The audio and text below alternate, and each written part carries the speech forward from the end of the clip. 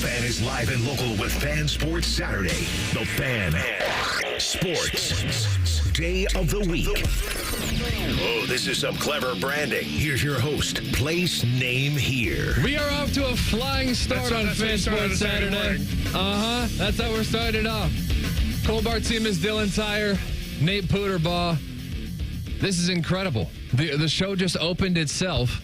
Now, I believe in accountability on the radio. No, that was on me. When we screw up, we're not trying to hide it. Nope. I don't believe that we got into this industry to run our own PR campaigns. No, we chose the fun job. That's why we got into radio. So let's have fun. When we screw up, we got to put our hand up and say, hey, man, that's on me. Nate? No, that was on me. I went to hit the refresh button, and it clearly did not hit it. So what was in your update out of curiosity? The Reds won last night. Okay. They won by a score 8-4. Great win out of the break. They did. The Guardians snapped a 7-game home losing streak. Oh, that's good because they were limping And they were very bad. into the All-Star break. And, of course, Scottie Scheffler is at -10 at the Open. He will tee off at 10:35. There you go. There's your Sports Center Open on Saturday morning. So that's what we missed in the update. We heard a lot of music. We didn't hear much speaking.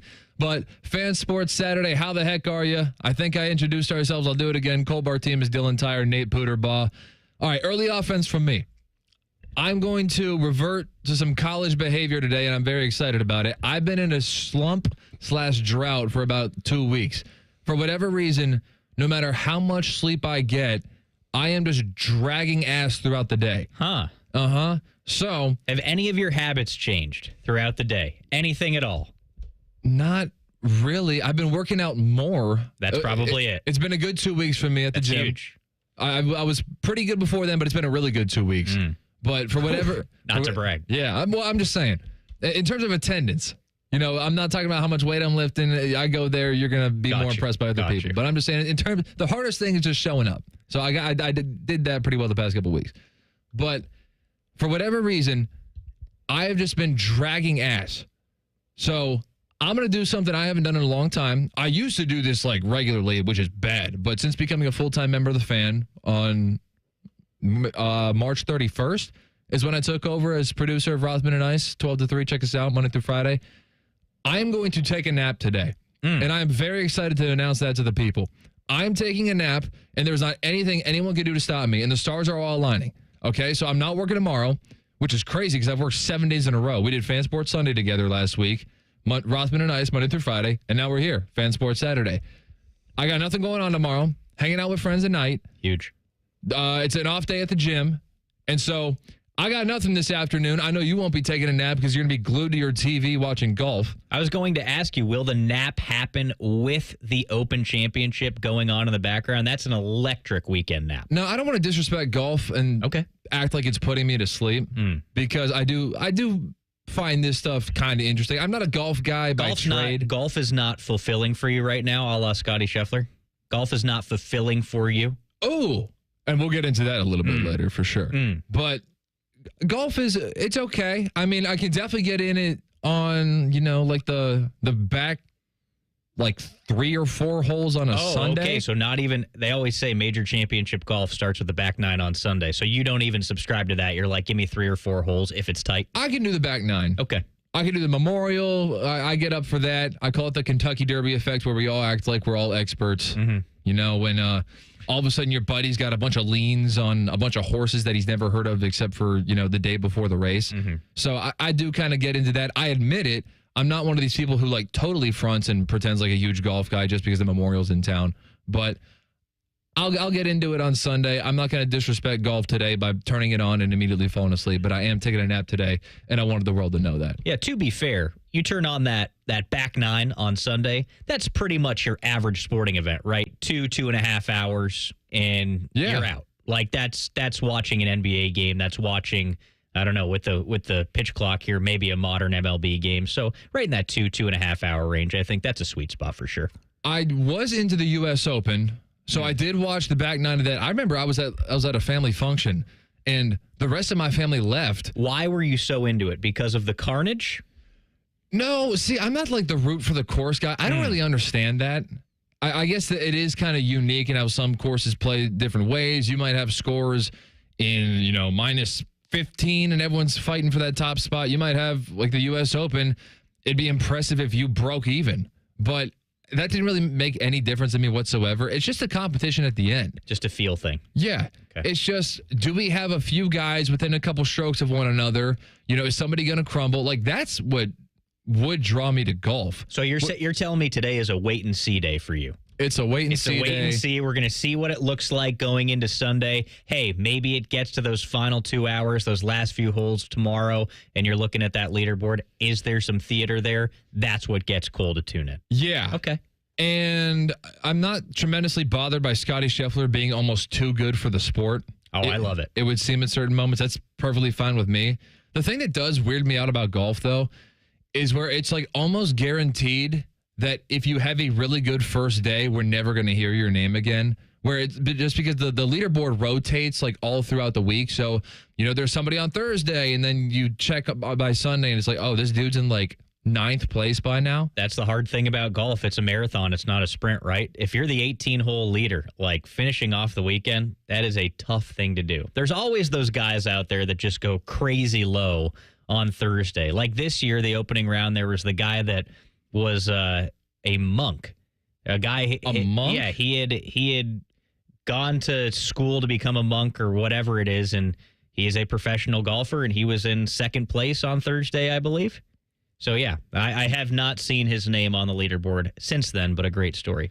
So here's where your leaderboard currently stands. Scottie Scheffler, 10 under. He's in first place. Shocking, I know. Matt Fitzpatrick, he's at 9 under. He's in second. And we got a couple tied. We got Brian Harmon. I think I got that name correct. This one's going to be a little bit tougher. Wait, nope. Try it again. 3, 2, 1. Hao Tung Lee. I think you nailed it. Thank you. Yeah, as soon as I said hey-oh, I'm like, that's not a good start. That is not good. And don't look. You got to read the guy that's next because don't look now. Do not look now. Well, we got a lot of people tied, but I think the one that you're concerned about the most is Rory McIlroy.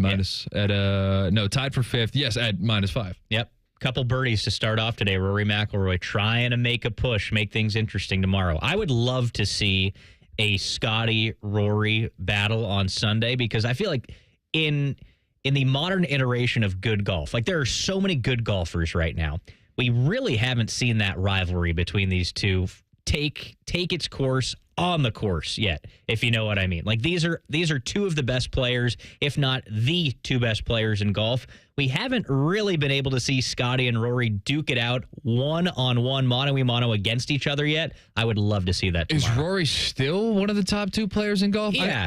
I know he just won the Masters. I'm not that oblivious. But I was going to say, is this a Tiger and Phil thing where Tiger was always awesome and Phil always melted down? Yeah, there's a Wikipedia page for the Roger Federer-Andy Roddick rivalry. That rivalry was 21 Roger Federer, 3 Andy Roddick. That's not much of a rivalry. Well, that's what I'm saying. We haven't been able to see these two duke it out yet. Like Rory has been the face of golf since Tiger left the sport, essentially. And I'm calling Tiger leaving the sport, when... car accident. After all the controversy. I know he won the Masters, which was unbelievable. The original car accident. But Scottie has really taken everything by storm these last 2 or 3 seasons. So I'd love to see these guys go head-to-head. It would be just tremendous. It would be great theater. And this is Rory's. It's essentially a home tournament for Rory going on right now. He's got the Irish crowd behind him. He won the Masters earlier this year. Scottie, of course, is trying to win the Open for the first time, approach that career Grand Slam, start to get in that conversation. So I feel like you'd have everybody rooting against the American. Rory would have everybody behind him. I just think it would be an electric finish. But we've got a little ways to go. Rory needs to play some good golf today. I'm pulling up well, what do you know? World rankings, Scottie Scheffler, number 1, Rory McIlroy, number 2. Yeah. Rory, for as much flack as Rory gets, he is still very, very good. He had a tremendous season last year and obviously a great start to this season. He won the Players' Championship and then he wins the Masters. So you win big tournaments like that. You get top 10s, top 5s in big tournaments like that, which Rory did all last year. You're right there in that conversation. The guy he is very good. A lot of people thought he may be freed up after winning the Masters. Hasn't necessarily been the case, but I think this tournament means a lot to him. Honest question. All right, well, 2 honest questions. First of all, does Live Golf still exist? Yes, but I don't care about that. No, it does. It does. So I am a consumer of golf on YouTube. Like I enjoy watching some of Bryson's stuff or Phil Mickelson's stuff, and that's how I know that it's still going on. Outside of that, like I don't think outside of the first weekend of Live Golf, I turned on a tournament to see what it was like. And the first weekend of Live Golf, I did it just to see what it was like. And I said, oh, this sucks. Not for me. Turned it right off. Since then, I like Joaquin Niemann. He's kind of the number one guy on Live right now. I enjoy him as a golfer. He had a bad look yesterday where he didn't make the cut and actually smashed all the clubs in his bag, stepping on it. Outside of kind of like those guys, Joaquin Niemann, Phil Mickelson, Patrick Reed comes up every now and again because you see him playing at the Masters and you're like, oh yeah, that guy exists. Outside of those guys, Bryson, Dustin Johnson, I do not hear too much about Live. And DJ is even they merged. No, that's they have a framework in place, and it's not that was really like 2 years ago. I know it's nobody really knows what's happening with all that, so I couldn't tell you. I need all the good golfers back together again. I'm going to leave it at that. Anyway, I like Ludwig Oberg. Yeah, Ludwig. He's a cool guy. I like him too. I like him just because he has the little dot over the A in his name. That's the only thing. That's pretty sweet. All right, so we'll be giving you periodic updates on what's going on with the Open Championship over there overseas. We got plenty of football to talk about. We got a little bit of MLB. There was some big news that was happening throughout the week. It was a relatively dry week considering that for a couple days there were literally no sports going on anywhere, but we are able to find some cool stuff to talk about. There were a few days this week where the no sports center thing I did would have actually been appropriate. Yeah, honest to goodness, because there would have been, let's see, you talked about the Open Championship, Reds baseball, Guardians baseball. There was at least one day where none of those three Nothing was happening. We've got lots of ESPYs talk coming too. You were merely setting the tone. Right, ESPN on the mind, Sports Center on the mind. I know what you were doing. Have you refreshed the playlist so that way at 11 o'clock and noon we can hear? No, because I have to see if Scottie or anyone does anything in the next hour. Do you have to do them live? Yeah, or at least close to the top of the hour. Oh, that's always a fun game to play. Yeah. All right, stick around. Even in the driest week on the sports calendar, we still had one bombshell, and we'll talk about it next Fan Sports Sunday on the Fan. Saturday. Dang it. Tweet from a listener. Are you carrying the Buckeye game today? Considering we've never not carried one, yes. The answer is yes. The Fan. The Dublin Irish Festival, August 1st through 3rd in Dublin, Ohio. Voted 2025 USA Today Best Cultural Festival in the nation. This year promises 3 incredible days of Irish music, dance, food, and fun. Get your tickets at DublinIrishFestival.org before July 20 to save. This is This Date in Reds Baseball with team historian Greg Rhodes. Aroldis Chapman, the Reds' fireballing reliever from 2010 to 2015, brought so much excitement to Great American Ballpark with his 100-mile-an-hour fastballs.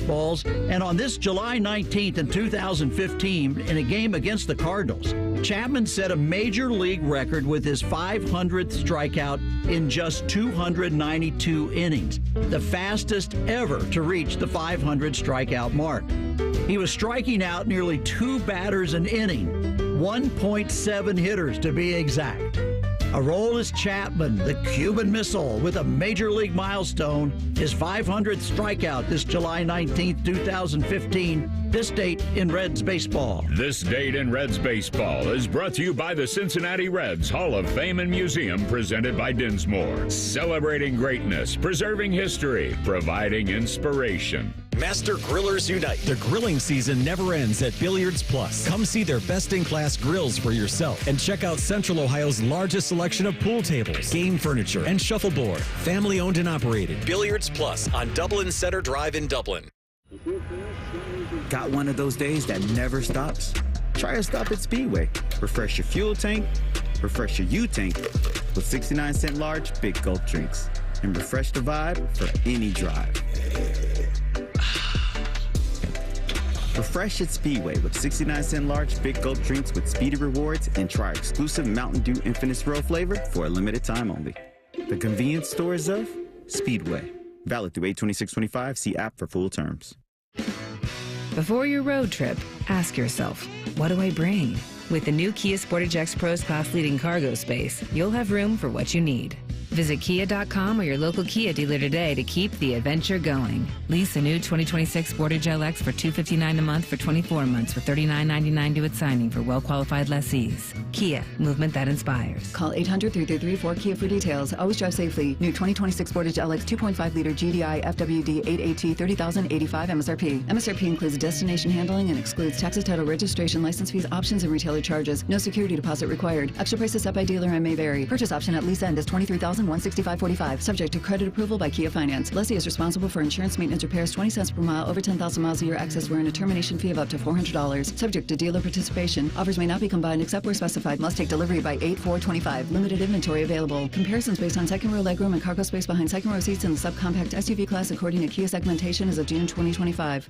After an audit of our programming, the suits here at the Fan decided we needed more baseball. And that common man is stupid. Good news. We fixed one of those problems. Catch the Reds on the Fan all season long. Yay, baseball. Get Eco. ECO. Aaron, you know that complete HVAC system we sell for $12,000? Yeah, it's for homes that are 1,600 square feet or less. How big is 1,600 square feet? 3-bedroom, 2.5 bath. Those homes are what America is made of. Get Eco. ECO. Other companies are charging $15,000 to $18,000 for that same system. Yeah, I know. And if your family doesn't need a new furnace, Eco will replace the AC component for just $8,500. Why are we doing this? Nurses, police officers, office workers, firefighters, and school teachers live in those houses, Jerry. The people that America is made of live in the houses that America is made of. We're just doing what we can to restore balance to the universe, Jerry. Get Eco. ECO. When a person is doing well, they're making money. But when they're doing good, they're helping others. Eco plumbers, electricians, and HVAC technicians. We're bringing balance to the universe. Go to geteco.com. It's the summer event at Germain Honda of Dublin, and Rich has deals that are red hot. Lease the rugged 25 Honda Ridgeline Sport for only $339 a month, or finance with an unbeatable 0.99% APR. Or you can take on any road in the all-new 25 Honda Passport RTL. Lease it now for $449 a month or 3.99% APR. Summer's here. Dive into the savings at Germain Honda of Dublin on Sawmill Road, just south of 270. See dealer for details. Imagine what it would feel like getting tackled head-on by a 240-pound linebacker. You'd be in serious pain, right? But if you're unbuckled in a car crash, at just 50 miles an hour, you become a deadly projectile that can slam into other passengers with 8 times that amount of force. Don't let someone else take the hit. Buckle up and visit buckleup.ohio.gov to learn more. Brought to you by ODOT and ODPS. Fan weather. From the Logan AC and Heat Services Weather Center. We'll see chances of showers and thunderstorms today, especially in the late afternoon into the evening. Some storms could be strong to severe with powerful wind gusts and heavier downpours. Otherwise, you can expect skies to be partly sunny with highs in the upper 80s. For tonight, chances of rain linger overnight, lows down into the 70s. And then for Sunday, yet again, the second half of the day, chances of showers and thunderstorms possible with our highs still in the upper 80s. For The Fan, I'm meteorologist Meredith Garfalo with your 10 weather impact forecast. Oh, hey, the best football team in the country's on the best radio station in the country. Congratulations, Buckeyes. Here's to 100 more years together. Your home of the Buckeyes, The Fan. Just because it's the weekend doesn't mean we shut up. This is Fan Sports Saturday. If you missed the first segment, fine by me. Cole Bartemes, Dylan Tyrer, You better be ready to go now, though. We're turning it up, baby. If you missed it, we had a Sports Center update that had a lot of music and 0 words, and I don't know what day it is. So the show starts now as far as I'm concerned. If it makes you feel better, our traffic log also does not know what day it is. It thinks we're on Fan Sports Sunday. That's okay. They just combined the two. They do that every week, so that's no big deal. As long as the commercials are in there and we can keep all that straight, then that's what we're looking for. But this is kind of gross to me, and I don't want to come off as someone who's like not a football guy, because I am so a football guy. We are 12 days away from the NFL season, and the MLB All Star game was like 3 days ago. Yeah, the way when you phrase it like that. So I know you and I had this conversation last week. Are we ready for football? I'm super ready for football. Don't get me wrong. Are you ready for preseason But I'm football? with you. Saying the NFL season is 12 days away feels incorrect to me right now. It's got to be at least August. Hey, thank you. Yeah. Again, what's the difference between the usual August 1st, 2nd, or 3rd versus this year's July 31st? Nothing much. Just doesn't feel right. But to see that calendar 7/31 and there's a football game with NFL players playing in it, not necessarily the good ones, just some of them, people who are trying out. Look, I'll give the Hall of Fame game. I really, really, really love tradition in sports. And, you know, it's Ohio, so I'm a little bit biased, of course. I'm not a huge civic pride guy. I think I'm appropriately into civic pride. Look, man, I lived in St. Louis, Missouri for 2 years, and that city is like so high on their own supply, they totally ruined civic pride for me. But it's cool that it's in Ohio. It's cool that it's here every single year. It's really cool that they attach it to the Hall of Fame inductions. All that's awesome. I'll give it a couple series. I'm not like dying for the Hall of Fame game. Like, give me this preseason football. No way. I'm just not a huge preseason guy. I told you last week, I'm in a dynasty league, so our draft takes place right after the NFL draft. I'm not like scouting guys or anything like that. So the preseason this year, it's coming around. I'll tune in a little bit. I'll tune in where I have to. I'll tune in for the Browns and the Bengals. It'll be work. It will be work to whatever degree listeners consider watching football work, but I'm not going to do it because I want to. Like the preseason, again, I'm not trying to sound like I don't love football because I'm bat crap crazy for football. Just not preseason football, but we're almost there. We're 12 days away. I don't, first of all, there's another takeaway from this. I think the preseason is ending somewhat soon in the next couple decades, which doesn't sound like soon, but just in the grand scheme of our lives. Like I was thinking about this, like, what does football look like 20, 30, 40, 50 years from now as we inch closer and closer to schedule expansion? Because we just went from 16 to 17 and going from 16 regular season games to 17. As soon as that happened, the conversation immediately turned to, okay, so when are we going to 18? I guess it's just because we like even numbers as a society. Okay, that's fine. I prefer even numbers to odd numbers too, for whatever reason. They're just aesthetically better. But I think the final destination here within the next 2 to 5 decades, whatever it is, and it's all based on when the CBAs are up, I think the final destination is 20 regular season games, 0 preseason games, because we've always had 20 games total. It used to be 14 and 6, which is a ridiculous distribution to have 6 preseason games as if we need that much. We need that many football games that flat out don't count? No. So then they switched to 16 and 4, which is now 17 and 3. And now the discussions that everyone, I don't know if the NFL is discussing this, but like certainly fans are, just assume, okay, it'll be 18 and 2. So I think the final destination is 20 and 0. So I'm going to play a little devil's advocate here. Okay. I think back to last season. I thought the play for the first month or so of the season, particularly at the quarterback position, was awful. Nobody was putting up numbers early in the season last year. And I think it's a lack of preseason games. I think they need 4 preseason games. I'm with you. It's a pain to watch. Like this Hall of Fame game, it's the Lions-Chargers. I have zero interest in that. Frankly, I think the only interesting situation in the preseason this year is the Browns because I want to watch those quarterbacks play.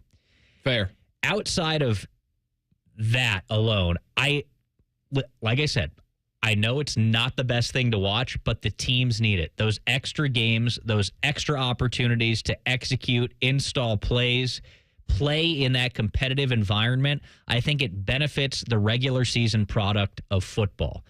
It might not be the starters playing in every single game, every single down, every single quarter, whatever, but I think it's important for the starters to get a little bit of preseason time and then go into the regular season and be able to execute. I thought the football was horrible to start the regular season last year. Listen, I'm a Bears fan. I've watched a lot of bad football. I know you might be saying, Dylan, you're looking at this through blue and orange colored glasses. No, I watch a lot of football. I consume a lot of football. Sunday Ticket, I'm watching everything. I thought for the first couple of weeks, the product in the NFL was not very good. As a fantasy football player, I feel like you should back me up because you look at some of those numbers from the first few weeks of the season, they were bad.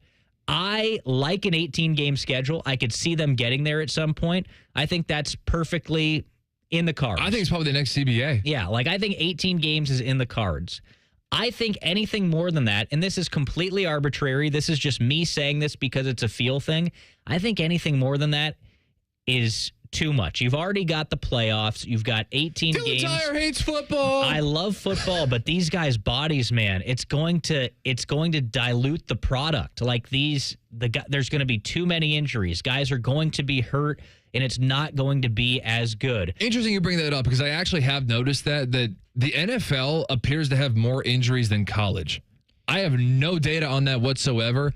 Just from watching and observing, I think that's true. And it makes sense because, guys are aging differently and they play longer seasons. But even so, you bring up a good point by that. That's another thing that you could delve into as to why that happens. And maybe it varies team to team because I'm not watching every single college football team. Frankly, there are just too many to watch. But I'm kind of with you on that, and it feels like in the NFL there are more catastrophic injuries than you see in college, more season-ending injuries. Maybe that's because the guys are bigger, faster, stronger, etc.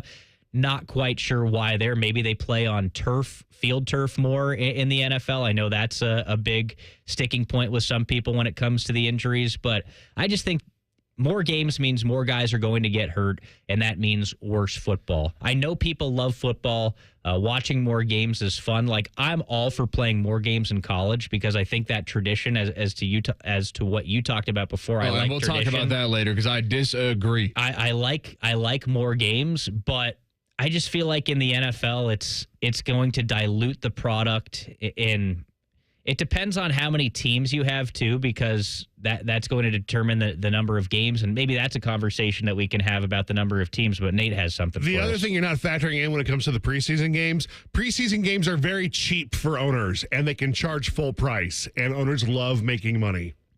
Well, there you go. Yeah. I mean, there's another argument to have them from the owner's perspective. I'm talking purely football. Like, I just think it makes the more practice you have, the better the product is going to be when it matters, One idea that I've heard, and I don't know how serious of an idea it was, and it was from just like a football talker, and I can't remember who it was off the top of my head, but I remember someone floated the idea, well, what if they did a 20-game season but capped every individual player at a maximum of 16 games? Now, that could be interesting. That would be super interesting because you would need two good quarterbacks on your team because you got one guy playing a fifth of the season at least. You'd also have to expand the rosters. Yes, you would. Absolutely, you'd have to do that. And so, I mean, that'd be good for the players because that would mean more jobs. But the strategizing, like, I love like the strategy of sports and stuff like that. So that would be really interesting. Which games do you decide to bench your starting quarterback? You're like, hey, we think this team's kind of bad, and does it cost you? Like, or do you do that? Do you let the starter play the first 16 games and see if you're in a playoff spot, and then let your backup eat after that? I think you would have to pick and choose a little bit. Momentum-wise, you're talking strategy of sports. You're going to upset the momentum of your team and slot in a different quarterback, or hey, maybe we need to play a different running back or different set of wide receivers this week. That just feels weird to me. No, it would be weird, and it's never going to happen because the guys are going to sign up for this. And so you talk about the injury risk. They are signing up for it, and all the reps of the teams, I imagine when they go to the next CBA bargaining, because I assume the NFL is going to push for 18 regular season games. I just assume that's going to happen. Yeah, I think the players are going to sign up for more and more football, and I think the final destination is 20-0. But you brought up something else in this that I want to discuss, and we're going to hit on that next in 2 minutes. Stick around. Fan Sports Saturday. Friday, July 25th is Recovery Ohio's Mental Health Day at the Ohio State Fair. Visit the Department of Mental Health and Addiction Services, the Department of Insurance, and other state agency booths. Come learn about mental health resources available to you and to your family. Join us on Friday, July 25th for Recovery Ohio's Mental Health Day at the Ohio State Fair. Career changers, including veterans and active duty service members. Your transition starts here. Go from GI to IT in a matter of months. Become a certified cyber warrior with training at My Computer Career. Cybersecurity specialists are in high demand, offering IT pros great opportunities and a rewarding lifestyle while protecting our people, liberty, and treasured institutions from cyber threats. Deploy your career in IT today at mycomputercareer.edu/CWP, an elite CompTIA certification partner. VA education benefits are available to those who qualify. Your bathroom's got to go, the vanity's decayed, and toilet's really old. The bathtub's giving way. If Baths R Us a ring, call morning, noon, or night. You do not have to wait to get your bathroom right. Call Baths R Us for your free estimate and enter to win our Christmas in July $12,500 bathroom remodel with an additional savings of up to $3,000 plus low to no monthly payments. 380-225-2284. Baths R Us, where dreams soak in. Let me ask you something. Is your money doing everything it can for you? I don't know. How would I know? Is it automatically saving for special events and keeping you posted on its progress, like at Huntington Bank? Oh, no. Is it tracking your spending so you can make the best choices at the mall? Nope. Or setting limits on your teenager's debit card? Definitely not. Then it could certainly be doing more. Yeah, sure sounds like it. Let's get more from money. Switch to Huntington Bank. Welcome. Eligibility requirements apply. Some features may require enrollment. All the Ohio State conversation you can handle. The Buckeye Show. Weeknights at 6. Your Ohio State flagship station, The Fan. Instead of annoying national people talking to you this weekend, we've opted for annoying local people. This is Fan Sports Saturday. Bartemes, Dylan Tyrer, Nate Puderbaugh. Check us out on YouTube. 97.1 The Fan, Ohio sports destination there. All right, the YouTube crowd appears to be on your side with this crap. Yeah, I like what Craig had to say. I think he made the point a little bit more succinctly than I did. Craig said, when you get rid of the preseason, you're essentially just playing bad regular season games for the first month or so, which is really just preseason football, right? It's those tune-up games. I'm in that with him. I'd rather the teams be firing on all cylinders or close to it. To strengthen Craig's point there, I've heard different NFL players talk about it this offseason. And, a reporter will ask them, hey, when is it going to look like, when is the team going to look like what we expect the team to look like, if that makes any sense? When are you projecting that you will be firing on all cylinders? And usually it's that midpoint of the season. Everybody gets simpatico at that point. Everybody is comfortable with each other, comfortable with the play calling offensively, defensively. That's when things get firing. I feel like if you're playing more preseason games, maybe that's the first month of the season, the end of that first month, something like that really everything gets firing. Of course, the first couple weeks are always going to be, let's feel it out, but I just feel like hammer those week one unders. Like do you feel that way in college football? Like, do you feel the first month of college in September / the last 2 or 3 days of August? Yeah, for sure. I would say because the college gets by without preseason football, and I don't see anybody clamoring for that. No, it's a good point made by you, but I also think, it's more sluggish the first few weeks of the season. For Ohio State, for example, I feel like they tend to always kind of play with their food a little bit the first few weeks. That's just been a kind of a thing under Ryan Day these last few years. That's because Ryan Day's a second quarter coach. Maybe that's true, but that annoys people, right? But it's unavoidable in college because they don't play preseason games. The NFL, I feel like you can be firing close to the way you want to be right off the bat. But with the current format, I don't see that happening. So you brought up an interesting point as we were discussing the future of the NFL in the past segment. By the way, we will table the college football conversation and bring it back in the 11 o'clock hour. We'll have plenty of college football conversation in the 11 o'clock hour, a bunch of Ryan Day stuff, a bunch of Julian saying stuff, so that you can stay tuned for that. But you mentioned the amount of teams in the league as we were projecting what happens if you have a 20 regular season schedule, 20-game regular season schedule. How's that all going to work? It's interesting. And Nate, if you have the Adam Silver bite on standby, we'll play that in just a second. So with the expansion of the NFL, I think that the discussion gets kind of just lazy about it because people go, oh, the NFL is great. Everything's a cash cow. Everything's money. So, 50 years from now, we're going to have a bunch of teams. We're going to have a bunch of teams in Europe, which is a total hoax. That's not going to happen. And so, we're going to have 50 teams. We're going to have a 25-game schedule. It's going to be like all the European soccer leagues wrapped into one because it's just football, money, money, money, money, money. And I think it's a really lazy way to look at it. And we will now invoke the words of Adam Silver. He was on the Dan Patrick Show. So this is obviously the NBA commissioner talking about potential expansion in the NBA. So not the same league, but the same principles. And I think we can take something away from what Adam Silver said. Do you have your wish list of expansion, like the cities right now? There's cities we're thinking about. How many cities would you say are on that wish list? Well, let me begin by saying it's not obvious to me we should expand. Okay. I think it's likely over time we will. And the reason I say it's not obvious is because as a global business, where something like 2 billion people will connect with us on social media, over 1 billion people over the course of the year will watch some portion of the game. Adding another U.S. city, arguably, it's unclear how much growth we'll get as a result of that. And when you're adding expansion franchises, you're diluting their competition. 2 more, let's say we expand by 2 teams, 2 more teams that are going to be competing for those same players, and you're diluting your economics to the extent that we have locked-in television money now for the next decade. You have 2 more partners. Having said that, I do believe certain markets potentially can be additive to the NBA, and that's what we're going to look at. Okay, music to my ears. Because the whole, we're going to have 1 million NFL teams, and they're all going to be in Europe, and, we're definitely going to have a London team in 2 years, or, whatever, fans talk about and stuff like that.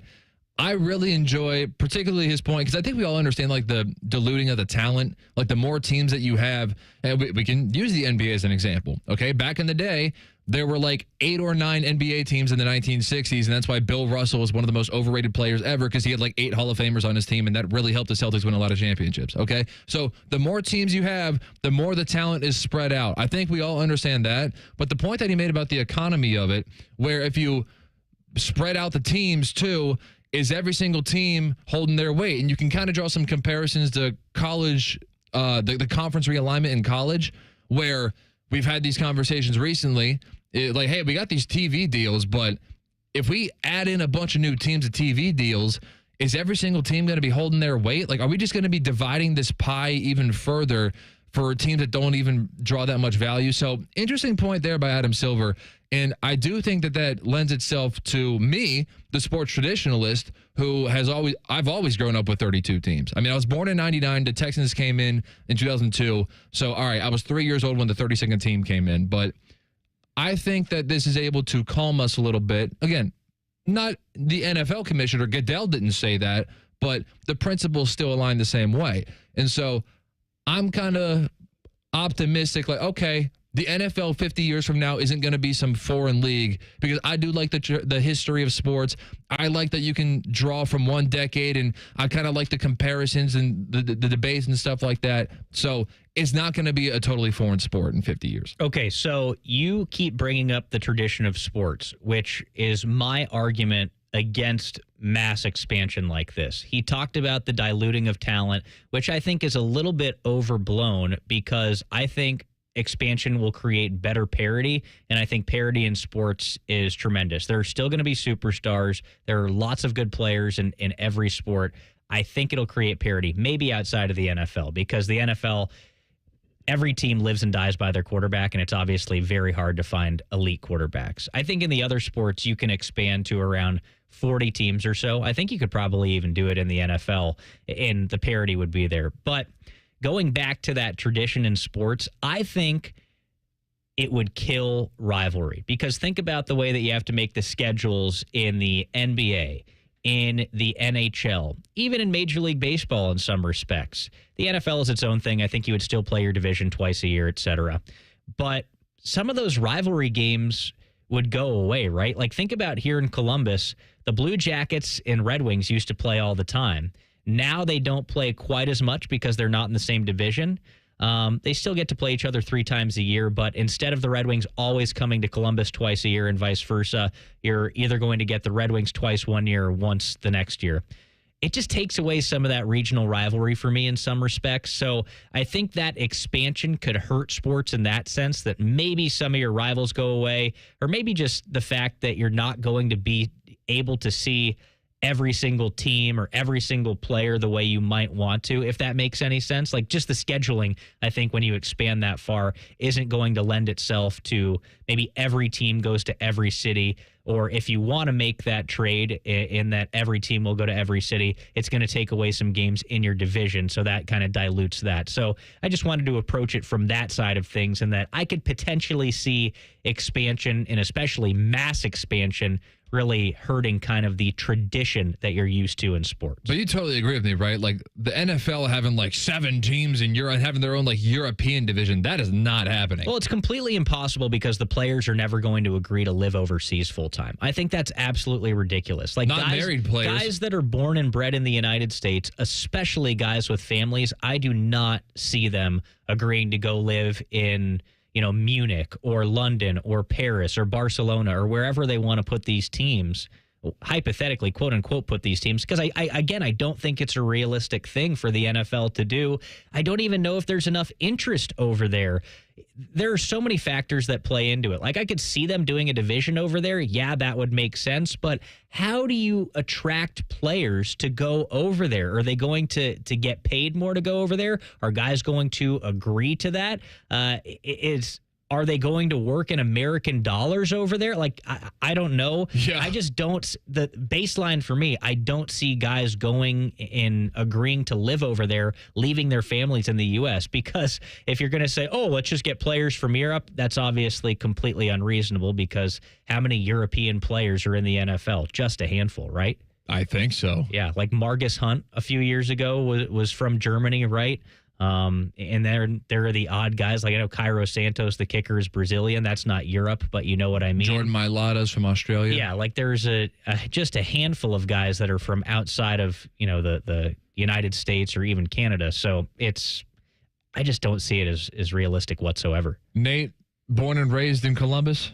For the most part. Okay, well, where are you from otherwise? Well, I mean, I've lived in Texas for 2 years, was in Toledo for a couple of years. Okay, if I said, hey, you have the opportunity to go work in Munich, Germany, you want to go over there and do some radio? How much are you paying me? Okay, that's an interesting point. You, honest to goodness, if you did that, because this would be a problem for free agents because free agents are not going over there. You could do an expansion draft, but as soon as those contracts are up, it's like, what do you do now? You work with the Jackets. I guarantee you that you've talked to some players because I've talked to former, if this were Rothman Knights, we'd have the gong going like crazy right now.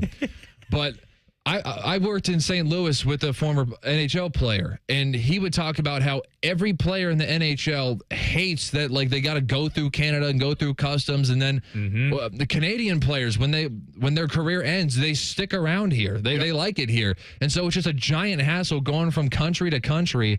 And so I gotta imagine that would find its way into the NFL really quickly if the NFL had a bunch of European teams. And so, honest to goodness, if that were to happen, and we're just being hypothetical at this point, because, hey, it's Saturday morning radio on July 19th.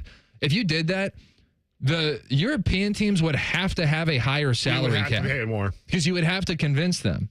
And so, but again, are you doing it? Are those teams owned by Americans? Are you doing it in U.S. dollars? Because how does the euro compare to the U.S. dollar? Maybe some years it's weaker, way down. Maybe some years it's better. I think the Saudis are going to own a team. Seriously, like they would, right? If the NFL expands and they have so many interests, they have so much money, they 100% would try to own a team. I don't know what the motivation is with that, but the Saudis love American sports or just sports in general.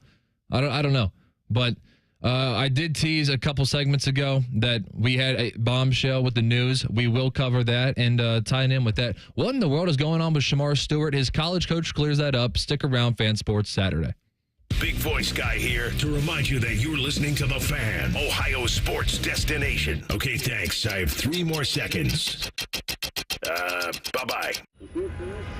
Got one of those days that never stops? Try a stop at Speedway. Refresh your fuel tank, refresh your U-tank with 69-cent large Big Gulp drinks. And refresh the vibe for any drive. Refresh at Speedway with 69-cent large Big Gulp drinks with Speedy Rewards and try exclusive Mountain Dew Infinite Swirl flavor for a limited time only. The convenience stores of Speedway. Valid through 8/26/25. See app for full terms. Waddle, hop, or gallop your way to adventure. The Columbus Zoo invites you to follow the footsteps and the tails of animals from around the world. Explore 8 wild regions, including our newest North America trek. So what are you waiting for? Get your tail to our trails, only at your Columbus Zoo. Get more information and tickets at columbuszoo.org. Hi, I'm Rick Germain, and at Toyota West, we're having our biggest pre-owned sales event of the year. With over 600 new and pre-owned vehicles, Toyota West at I-270 and Georgesville Road has the car you're searching for. And during our Go Forth sales event, every pre-owned vehicle is discounted and comes with a 72-hour exchange policy plus a 3-month warranty. At Toyota West, you don't have to choose between a great experience and a great price. We deliver both. Come see us at the Germain Auto Mall on Georgesville Road or get started today at ToyotaWest.com. Hey, what's up? It's T-Bone for Window Nation. Did you know their co-founders are Ohio natives? Yeah. Window Nation has been replacing windows in the Columbus region for over 15 years. Not only does Window Nation know what windows work best for Ohio homeowners like you, they're also local to the area. And right now, you can take advantage of Window Nation's biggest sale of the year. Get 50% off all window styles, plus 0 interest for 5 whole years. You heard that right. With Window Nation, you won't pay any interest until 2030. Plus, they'll install your new windows in 1 day or less, so you can get back to your daily routine right away. Personally, I wouldn't procrastinate. You don't want to wait on this deal. It's a trustworthy company like Window Nation, getting your windows in 1 day or less. 50% off all window styles now, plus 0 interest until 2030 with Window Nation. Call them up, 866-90NATION, or visit windownation.com to get your free quote on replacement windows. 866-90NATION or windownation.com. And tell them T-Bone sent you. Irish Adventure awaits at the Dublin Irish Festival August 1st through 3rd in Dublin, Ohio. Voted 2025 USA Today Best Cultural Festival in the nation. This year promises 3 incredible days of Irish music, dance, food, and fun. Enjoy unique Irish experiences as you explore one of the top festivals in the U.S., drawing over 90,000 guests to Dublin, Ohio each year. Get your tickets at DublinIrishFestival.org before July 20 to save. Rothman and Ice. It's Beyonce and Destiny's Child. Beyonce said, you know what, Kelly, Michelle, I'm good. You're going to say my name with all my other hits I'm making solo. Rothman and Ice. Weekdays at noon. Sponsored by Pella Columbus. The Fan. This radio commercial was made to convince you to stop speeding. We can't use law enforcement siren sound effects on the radio, so we'll use other equally jarring sound effects to get your attention. Like telling you if you get a speeding ticket, it doesn't end there. You have to pay expensive fines. You can't go to your friend's wedding because that also costs money. And your insurance rates could increase. See, we didn't have to use law enforcement sirens after all. Getting a speeding ticket has consequences. Sooner or later, speeding catches up with you. Brought to you by NHTSA. When an orthopedic injury or condition gets in the way of life, there is nothing more important than finding a physician you can trust. At Orthopedic One, you'll find Central Ohio's most trusted team of orthopedic experts, ready to listen to your concerns and work with you toward the best possible outcome. In fact, more people trust Orthopedic One than any other practice in Central Ohio. Start with the specialists. Start with orthopedic1.com. Save big on everything at Menards. We carry the largest in-stock selection of Hunter ceiling fans available in a variety of elegant designs, finishes, and features. Whether indoors or outdoors, Hunter ceiling fans also come in a variety of sizes that will elevate any room in your home. Visit our store or shop Menards.com and elevate your home today with a Hunter ceiling fan. Plus, check out our weekly flyer on Menards.com for more great deals happening this week. Save big money at Menards. Breaking news coming in from Bet365, and it's no surprise. Same game parlay from Bet365 just keeps getting better. Well, it's even easier to make a bet. Choose from the most popular markets like hits, run line, totals, and home runs. So many to choose from. Download the app, start building your bet, and see why it's never ordinary at Bet365. Gambling problem? Call 1-800-GAMBLER. 21 plus only. Must be physically located in Ohio. T&Cs apply. The Fan Guest Hotline is sponsored by Accurate Heating and Cooling and Bryant, doing whatever it takes to keep you and your home comfortable. The Fan. Sports talk, weekend style. You're listening to Fan Sports Saturday. 97.1, appreciate you tuning in. Cole Bartemes, Dylan Tyrer, Nate Puderbaugh. The bombshell of the week is that one of the dominoes fell in the National Football League. There have been really 3 marquee holdouts that stand out off the top of my head. And they all kind of have Central Ohio ties a little bit. TJ Watt's the one who signed. He signed a 3-year, I believe it's $123 million extension with Pittsburgh. The other 2 now we're waiting on, and so I guess the tie would be, there are a decent amount of Steelers fans here, but AFC North, obviously Trey Hendrickson is the other AFC North holdout, same position, edge rusher. And then Terry McLaurin, which I think people thought like, oh, that's one of your best weapons in Washington. It's an offensive game. You got a new quarterback in Jaden Daniels. You want to treat him right and give him the opportunity to grow. Apparently that standoff is still going on, but which they got to figure that out because the Commanders are in such a winning window, not to do Washington radio in Columbus, but they are in such a winning window to have your quarterback basically 4 years away. Like, I think the hype around Jaden Daniels has kind of got a little bit out of control. Just a little. Just a little bit. I need to see him year 2. Yeah. I think it's more justified than anything with Justin Herbert because that was like way out of control. I still think it's out of control with Justin Herbert. Very talented. Yeah. But, I thought that the Jaden Daniels rookie experience going to an NFC championship game. He was electric. No kidding. And dual threat quarterback. He was awesome. So they are like 4 years away from having to pay him like serious money.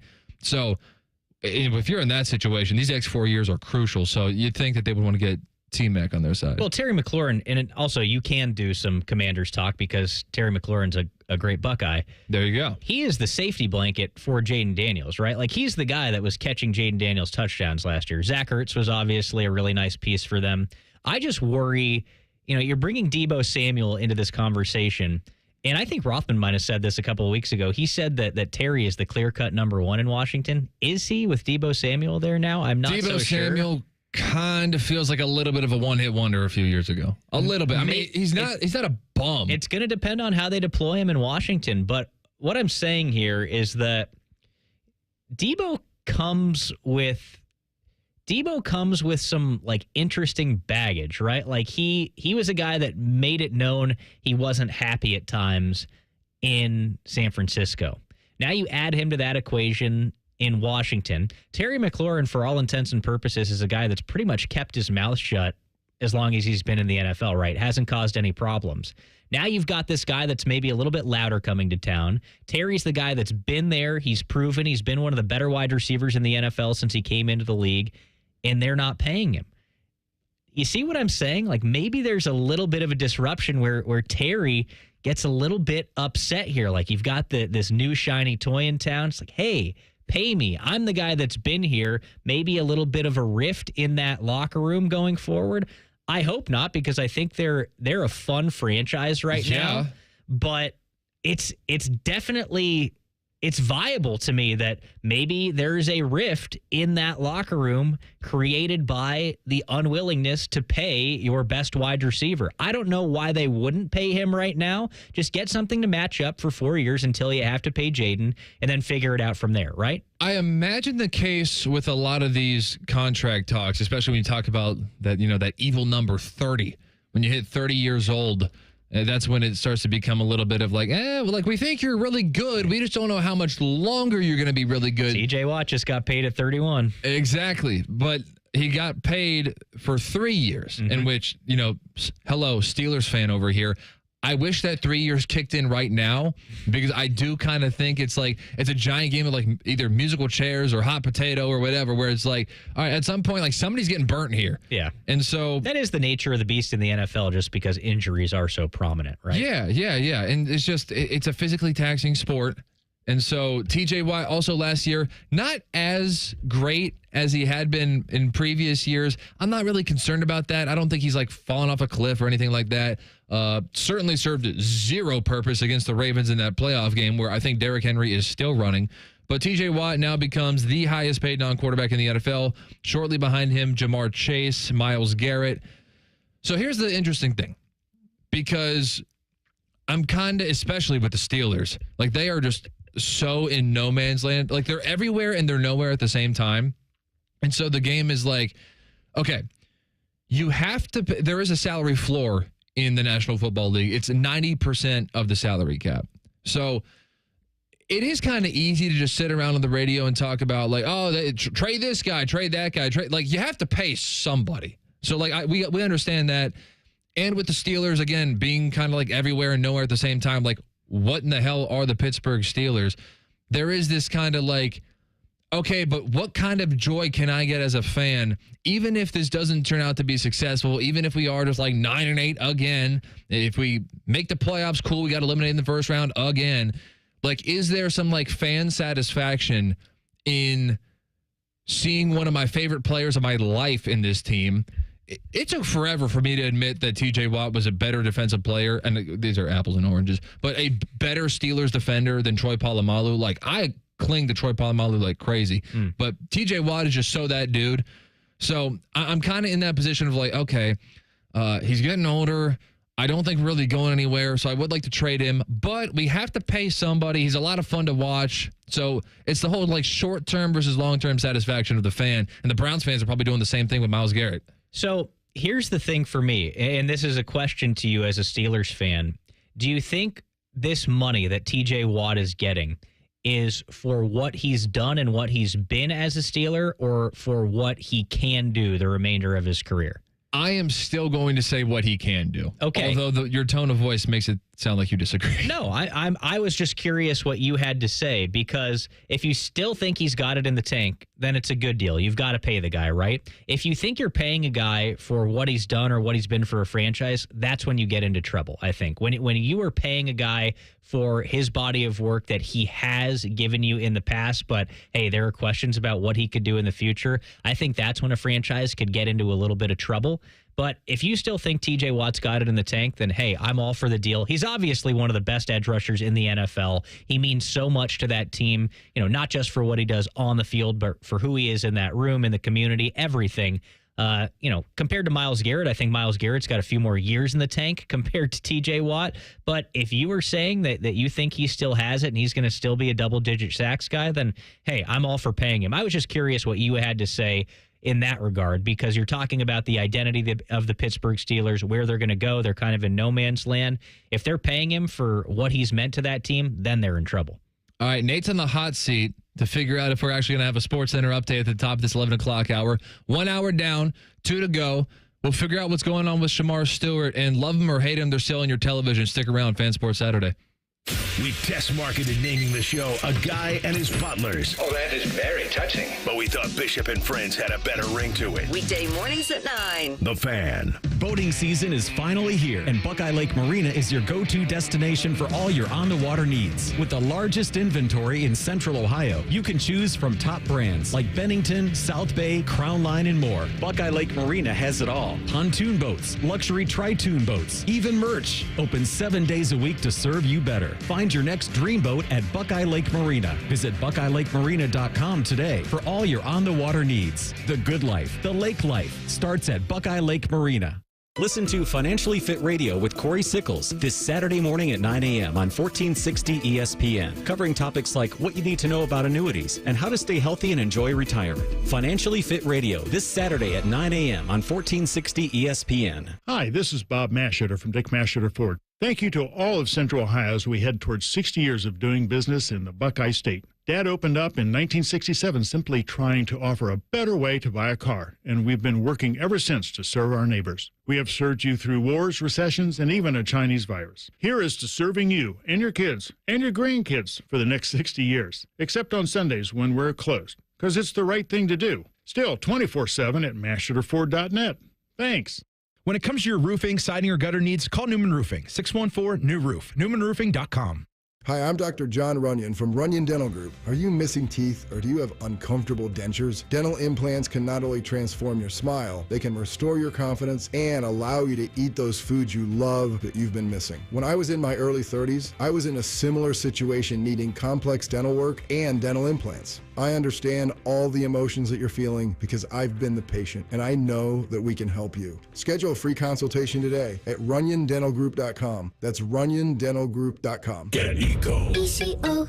Aaron, you know that complete HVAC system we sell for $12,000? Yeah, it's for homes that are 1,600 square feet or less. How big is 1,600 square feet? 3-bedroom, 2.5 bath. Those homes are what America is made of. Get Eco. ECO.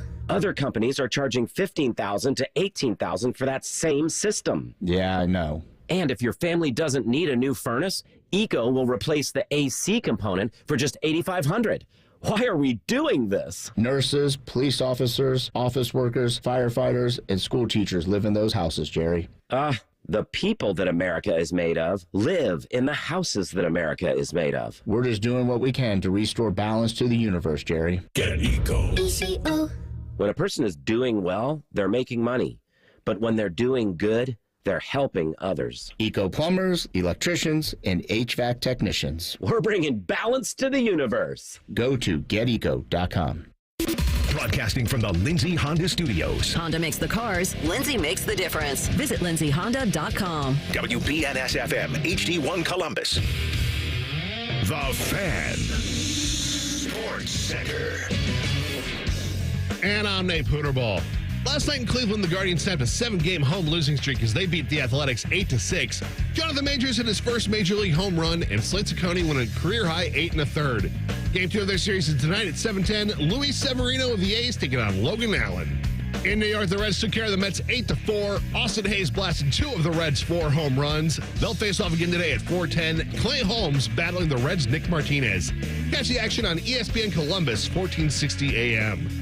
The leaders just teed off at Royal Portrush Golf Club. It's round 3 of the Open Championship. Scottie Scheffler has a 1-shot lead at 10 under heading into Saturday, with Matt Fitzpatrick sitting just 1 shot back. Ryan Harmon and Haton lead just 2 shots back. Breaking sports news when it happens on The Fan, Ohio Sports Destination.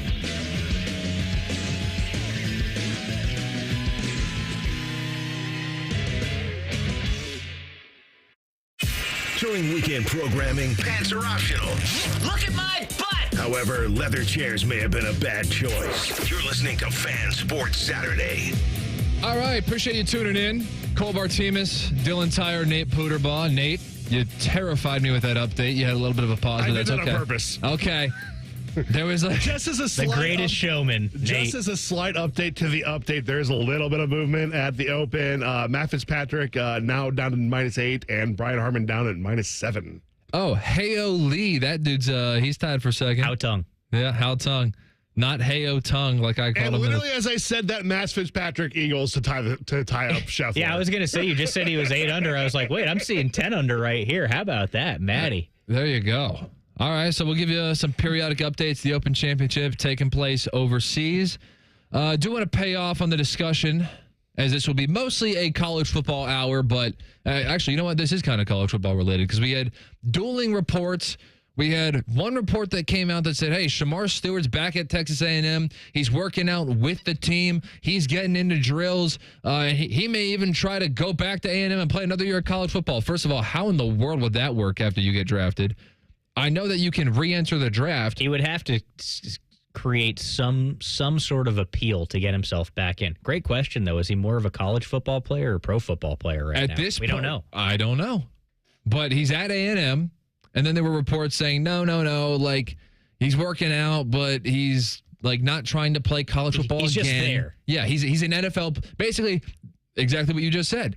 We have some reports saying he's more college football player than NFL player, and we have some reports saying, no, he's more NFL player than college football player. You know who would be a great person to ask? Maybe the head coach of Texas A&M, Mike Elko, who is actually there and actually seeing him, and here's what he had to say on ESPN. Shamar Stewart's back with us, working out, getting ready to go to Cincinnati to play in the NFL. It's amazing maybe what can get created on social media these days, but there's no intentions of Shamar to play for the Aggies this year. But Shamar has been around. I think he's very comfortable in our program, really likes the things we do training-wise, and so he's been training, getting ready for his season this year with the Bengals, and we wish him the best. Okay, so an NFL player goes back to their college to work out a little bit. I think that headline is kind of pretty consistent with what a lot of players probably do. I guarantee you that there have been some former Buckeye players. Travion was just here. There you go. I guarantee it. And probably even guys who played here like 6, 7, 8 years ago probably stopped by and worked out. It's just what happens. So there you go. Bengals fans can kind of chill out a little bit. Well, I mean, we still are approaching the season. Like we said, 12 days until the preseason, and Shamar Stewart still doesn't have a contract. So that part is still a little bit murky. And I think Schefter said with Rothman and Ice this week that they have until week 10 to sign him for him to then be eligible to play. And then if not, like, he can re-enter the draft next year if he wanted to. Bo Jackson did that, but Bo Jackson had baseball. John Elway threatened to do that, but John Elway had baseball. Shamar Stewart just doesn't like the team who drafted him. So is he going to sit out an entire year and waste a year of, I don't know how old he is. Let's just say he's 23. Either way, it's 21, 22, 23, or 24. He's young. So is he going to waste a year in his low 20s? I don't think so. Well, I think the Bengals have a couple of options here because the hang-up, right, is some of the guaranteed money in this contract. Like, I think Stewart wants fully guaranteed money. The Bengals aren't comfortable with that. Well, some of these second-round picks, if you recall, like all of the second-round picks outside of one were not signed coming into this past week due to guaranteed money. Now a lot of those second-round picks have started signing with their teams. You would think the Bengals would be like, all right, we're going to relent and get this done. If it gets to that point, though, they're going to have to trade him. Like, you can't just draft the guy and then lose him for nothing, right? So you'd have to trade him for what? A second-round pick? Because you're not going to get a team's first-round pick next year for him. I think the best you could do is probably a second-round pick. And I think that's your best course of option if you are seriously not going to sign him. But if you draft this guy high like they did, you have to sign him. I do not care. You have to sign the guy. And that's Rothman's point, is if you're not that excited enough and not that committed to him, why did you draft him? Right. It makes absolutely no sense to me from the Bengals' point of view here. Like, just sign the guy. And if you're not going to sign him, then trade him for a second-round pick. Trade him for the best you can get because a team out there is going to want him, right? If he fell beyond the Bengals, somebody's drafting him. It's not like the guy is going undrafted as a first-round talent. Exactly, and this is where the Trey Hendrickson thing, I think, kind of helps him because 100%. When you play this game of like something's got to give, and we got Bengal boy over here, Nate. Well, just from the legalese, can you trade someone not signed to your team? I think if you have the rights, you can trade him. I assume so, but probably that's kind of a territory no one knows. I gotta imagine. I mean, again, all my examples are NBA examples, apparently. But, Nate, why are we here as a Bengals fan? Because Mike Brown is cheap. Wait, time out. I got an NFL example.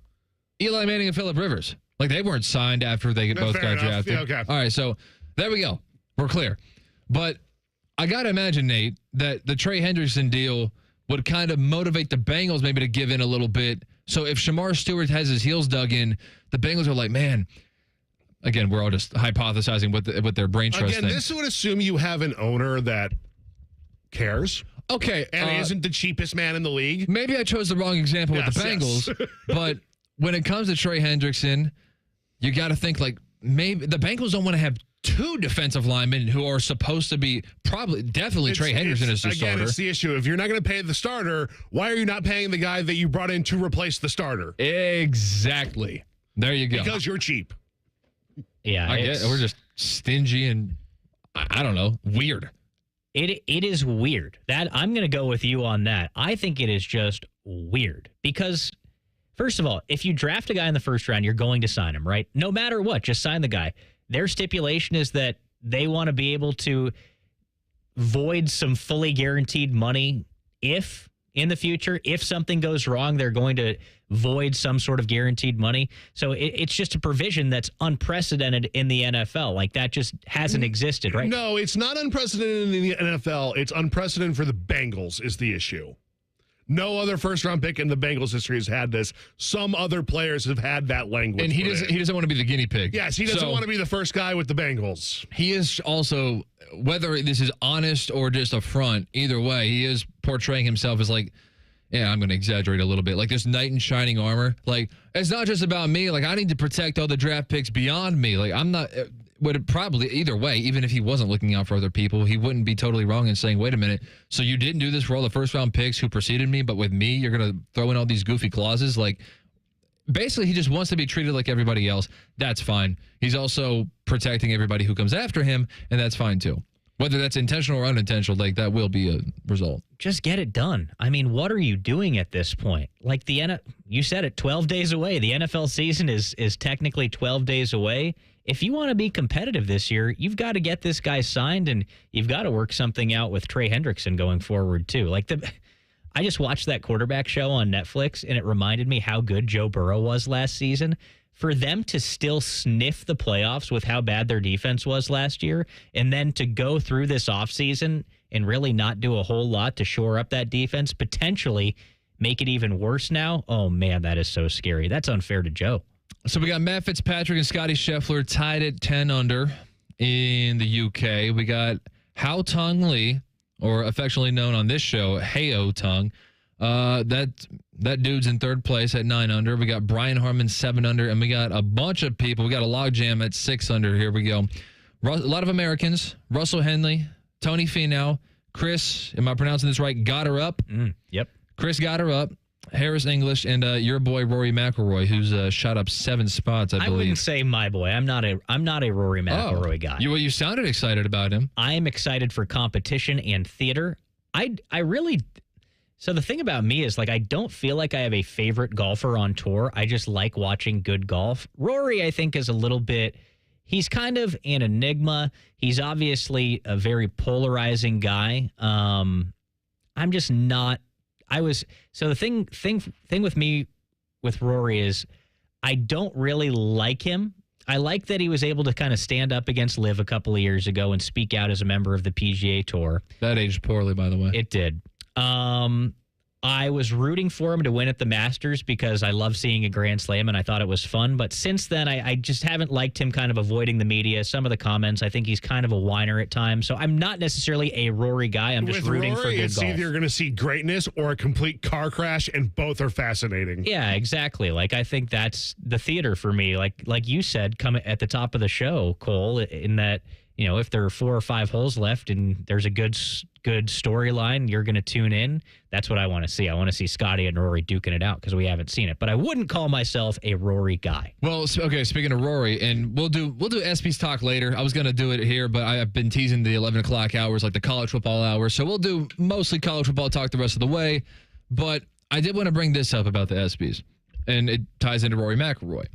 They had, for one of their awards, they had Best Championship Performance. Now, Simone Biles won, which, I mean, that's really, this is all subjective, but like gymnastics is really subjective. And I have a little bit of cynicism of like, how many gymnastics experts are there? Now, that's easy for me to say because I'm not, but I also don't just hear a bunch of people breaking down the X's and O's of gymnastics. So I'm like, how do you know? But anyway, regardless, one of the nominees was Rory McIlroy for his win of the Masters, completing the career Grand Slam. He almost choked that away. Like, that can't be one of the best championship performances because Rory McIlroy, he had the opportunity, and then it went to a playoff when it shouldn't have. Like, he almost choked. You're absolutely right about that. He almost did. It was a great moment.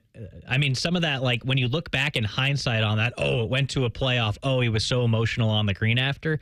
Yeah, that was pretty sweet. But no, I agree with you there in that he had to grind out that final round on Sunday to make it possible. My prediction for that was that he was going to grind out par and win the tournament. That's essentially what he did, but he had to do it in a playoff. And no, it's not like he won going away or anything like that. No. He made some huge run on Sunday to really cement himself in history. He did cement himself in history with the Grand Slam, but he did stumble into it in some regard. All right, college football conversation. Is Ryan Day still chasing Kirby Smart? Stick around, Fan Sports Saturday. The only workplace in America to participate in the Doorknob Fart Game. And we also play office basketball and sometimes do radio. The Fan, Ohio sports destination. The Dublin Irish Festival, August 1st through 3rd in Dublin, Ohio. Voted 2025 USA Today Best Cultural Festival in the nation. This year promises 3 incredible days of Irish music, dance, food, and fun. Get your tickets at DublinIrishFestival.org before July 20 to save. We could tell you what makes Giant Eagle special, but we think our customers say it best. I love the fresh produce. I love the fresh meat. I'm pretty sure the fish guy knows me by now. We're buds. I love to grill. That alone keeps me coming back. The people that work here are so nice and so helpful. Everybody loves the cakes from Giant Eagle. On every shelf, in every department, we're always going for better because being your Giant Eagle matters. This is my Giant Eagle. This is my Giant Eagle. This is my Giant Eagle. Friday, July 25th is Recovery Ohio's Mental Health Day at the Ohio State Fair. Visit the Department of Mental Health and Addiction Services, the Department of Insurance, and other state agency booths. Come learn about mental health resources available to you and to your family. Join us on Friday, July 25th for Recovery Ohio's Mental Health Day at the Ohio State Fair. Bobby Carpenter here for Germain Toyota. Swing by Germain Toyota and ask for Marcello and discover unbeatable deals and a wide selection of new and certified pre-owned Toyota vehicles. Visit them at germaintoyota.net. Germain Toyota on the corner of I-70 and Bryce Road. Prescriptions require an online consultation with a healthcare provider who will determine if appropriate. Restrictions apply. See website for details and important safety information. Price varies based on product and subscription plan. Hey guys, let's talk ED because millions of men experience it, but not everyone can access or afford treatments like Viagra. Well, HIMS can help. Through HIMS.com, you can get a full range of treatment options for ED, including daily or as-needed meds through a 100% online process. It all starts with an online intake form. Get started at hims.com/joy, and from there, a medical provider licensed in your state will determine if ED treatment is right for you. If prescribed, your medication is shipped to you for free. Find the ED treatment that fits your needs with options up to 95% less than the brand names. Millions of men experience ED, but HIMS can help. To start your free online visit and save up to 95%, go to hims.com/joy. That's hims.com/joy for your free online visit. HIMS.com/JOY. Got one of those days that never stops? Try a stop at Speedway. Refresh your fuel tank, refresh your U-tank with 69-cent large Big Gulp drinks. And refresh the vibe for any drive. Refresh at Speedway with 69-cent large Big Gulp drinks with speedy rewards and try exclusive Mountain Dew Infinite Swirl flavor for a limited time only. The convenience stores of Speedway. Valid through 8/26/25. See app for full terms. T-Bone and Tyvis. I'm trunk heavy. That's kind of what I am doing. You hold all your weight in your legs. Yeah, look at me. I mean, it's all everywhere, but bottom half, I'm thick. I'm a thick bottom. T-Bone and Tyvis Mornings on the Fan is sponsored by Awaken 180 Weight Loss. Get your air conditioner ready to go for warmer temperatures ahead with Logan AC and Heat Services. Right now, service calls are just $79. Tune-ups are also $79. Talk to one of our service technicians about how you can improve your home comfort. Online scheduling is easy and takes just minutes. So visit our website and book your appointment now. Fast, friendly service, Logan Services. Hey friends, Beamer here, and dropping just 25 pounds with Awaken 180 can actually give you 10 extra degrees of golf swing rotation. That's about a half a club longer, 6 to 10 extra yards on every swing, but from experience, lose 75 pounds like I did, and now we're talking next level distance, consistency, and even mood, especially on the back nine. And actually, every pound you drop takes 4 pounds of pressure off your knees. So I lost 300 pounds of pressure off of mine. Take strokes off your game by taking pounds off your frame. Online at awaken180weightloss.com. Get the best quality Dutch Boy paints for your painting project at Menards. MaxBond Plus exterior paint and primer is designed to stand strong against weather extremes. It provides max adhesion, height, and performance while repelling rain in just 90 minutes after application. And with Dutch Boy's high-performing paints that last, transforming your home has never been easier. Save big money on Dutch Boy paints and head into Menards to get your paint project started today. Save big money at Menards. Your bathroom's got to go, the vanity's decayed, and toilet's really old. The bathtub's giving way. Give Baths R Us a ring. Call morning, noon, or night. You do not have to wait to get your bathroom right. Call Baths R Us for your free estimate and enter to win our Christmas in July $12,500 bathroom remodel with an additional savings of up to $3,000 plus low to no monthly payments. 380-225-2284. Baths R Us, where dreams soak in. Fan weather. From the Logan AC and Heat Services Weather Center. We'll see chances of showers and thunderstorms today, especially in the late afternoon into the evening. Some storms could be strong to severe with powerful wind gusts and heavier downpours. Otherwise, you can expect skies to be partly sunny with highs in the upper 80s. For tonight, chances of rain linger overnight, lows down into the 70s. And then for Sunday, yet again, the second half of the day, chances of showers and thunderstorms possible with our highs still in the upper 80s. For The Fan, I'm meteorologist Meredith Garfalo with your 10 weather impact forecast. If the sound of another man slammed against plexiglass turns you on, you've come to the right place. Proud to be your home for Jackets hockey. The Fan, Ohio sports destination. Live, local, and still slightly drunk. I'm not drunk, all right? I just have a speech impediment. This is Fan Sports Saturday. Fan Sports Saturday, 97.1. Appreciate you tuning in. Check us out on YouTube. 321 97.1 The Fan, Ohio sports destination. That is the account. Go check us out. Cole Bartemes, Dylan Tyrer, Nate Puderbaugh. I've been advertising this as the college football hour, the 11 o'clock hour. We got plenty of college football to talk about. I got 2 more NFL things, but they're going to be brief. I promise you. So we had a little bit of news, and we spent the last segment talking about Trey Henderson, Shamar Stewart, all that good stuff. The Bengals did sign their second-round pick, Demetrius Knight Jr., to a 4-year contract, and he's getting about 80% fully guaranteed at signing. And so that is reported by Jordan Schultz, by the way, just to be clear. So you got your second-round pick figured out. The first-round pick is down working out at Texas A&M still, but that's okay because he's a Bengal. He's not Nagy anymore. All right, Mike Elko cleared that up for us in the last segment. The second thing, when did Seth Rollins become your mascot for the Bears? Has he? Yeah. Yes, he's everywhere for the Bears now. Real? I haven't seen any of this. Oh, he was on Rich Eisen. He was on Rich Eisen sporting the Bears gear. Yeah. Okay, yeah, I remember. He was on the NFL Network in costume and character, breaking down the Bears schedule. Hey, the more celebrities behind the Bears, the better, I guess, right? Like, I like it. Yeah, I do remember Seth Rollins doing the draft pick for the Bears. I haven't seen much outside of that. CM Punk's also a Chicago guy. Like, I think he's a Bears fan. So he is. Yeah. So I respect that. Hey, I was unaware that he was such a Bears guy, but I think people liked it. They showed some footage of the Bears draft room when Seth Rollins came out, and Ryan Poles and all the guys in there, Ian Cunningham, were loving it when he came out and made the pick. So I'm all for it. More pub for the Bears is good with me. I get bored really quickly when this stuff becomes really predictable about celebrities and cities and like their connection to them. I agree. When it gets predictable, it is boring, but Seth Rollins was a new one for me, so I was kind of all over it. Okay, well, The Miz with Cleveland. Okay. The Miz is always connected to Cleveland and stuff like that. Eminem in Detroit. I told you I lived in St. Louis. Nelly is the easy one there. And then it kind of became, when they were both winning the championship the same year, Jason Tatum and Matthew Tkachuk. Hey, do you know that they both went to the same high school? Yeah, I've heard it a million times. Have you ever heard that Matt Stafford and Clayton Kershaw went to the same high school? Only 20 million times. That's one for me where it's like, yeah, we get it. Highland Park, baby. Hey, where'd you live in Texas? Just outside of Houston. Okay, so not Dallas. No. So you were not visiting the same high school. You're not visiting Highland Park High School where Matt Stafford. At all. All right. Hey, doesn't Houston have you know how we have 270, so we have the outer belt? Doesn't Houston have 3? Yes. Yeah. It's pretty cool. If you like sitting in traffic all day. No, thank you. I went to Dallas. Houston's the worst, by the way. I will never go back. How so?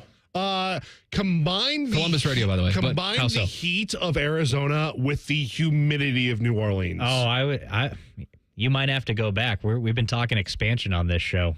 Houston's kind of a hot spot for some expansion. It's 102. Are they going to get an NHL team? It's 102 with a 95% humidity. Well, Dylan might be traveling down there. Maybe so. If you travel with the Jackets at all, if the NHL expands to Houston, you may be going. Maybe so.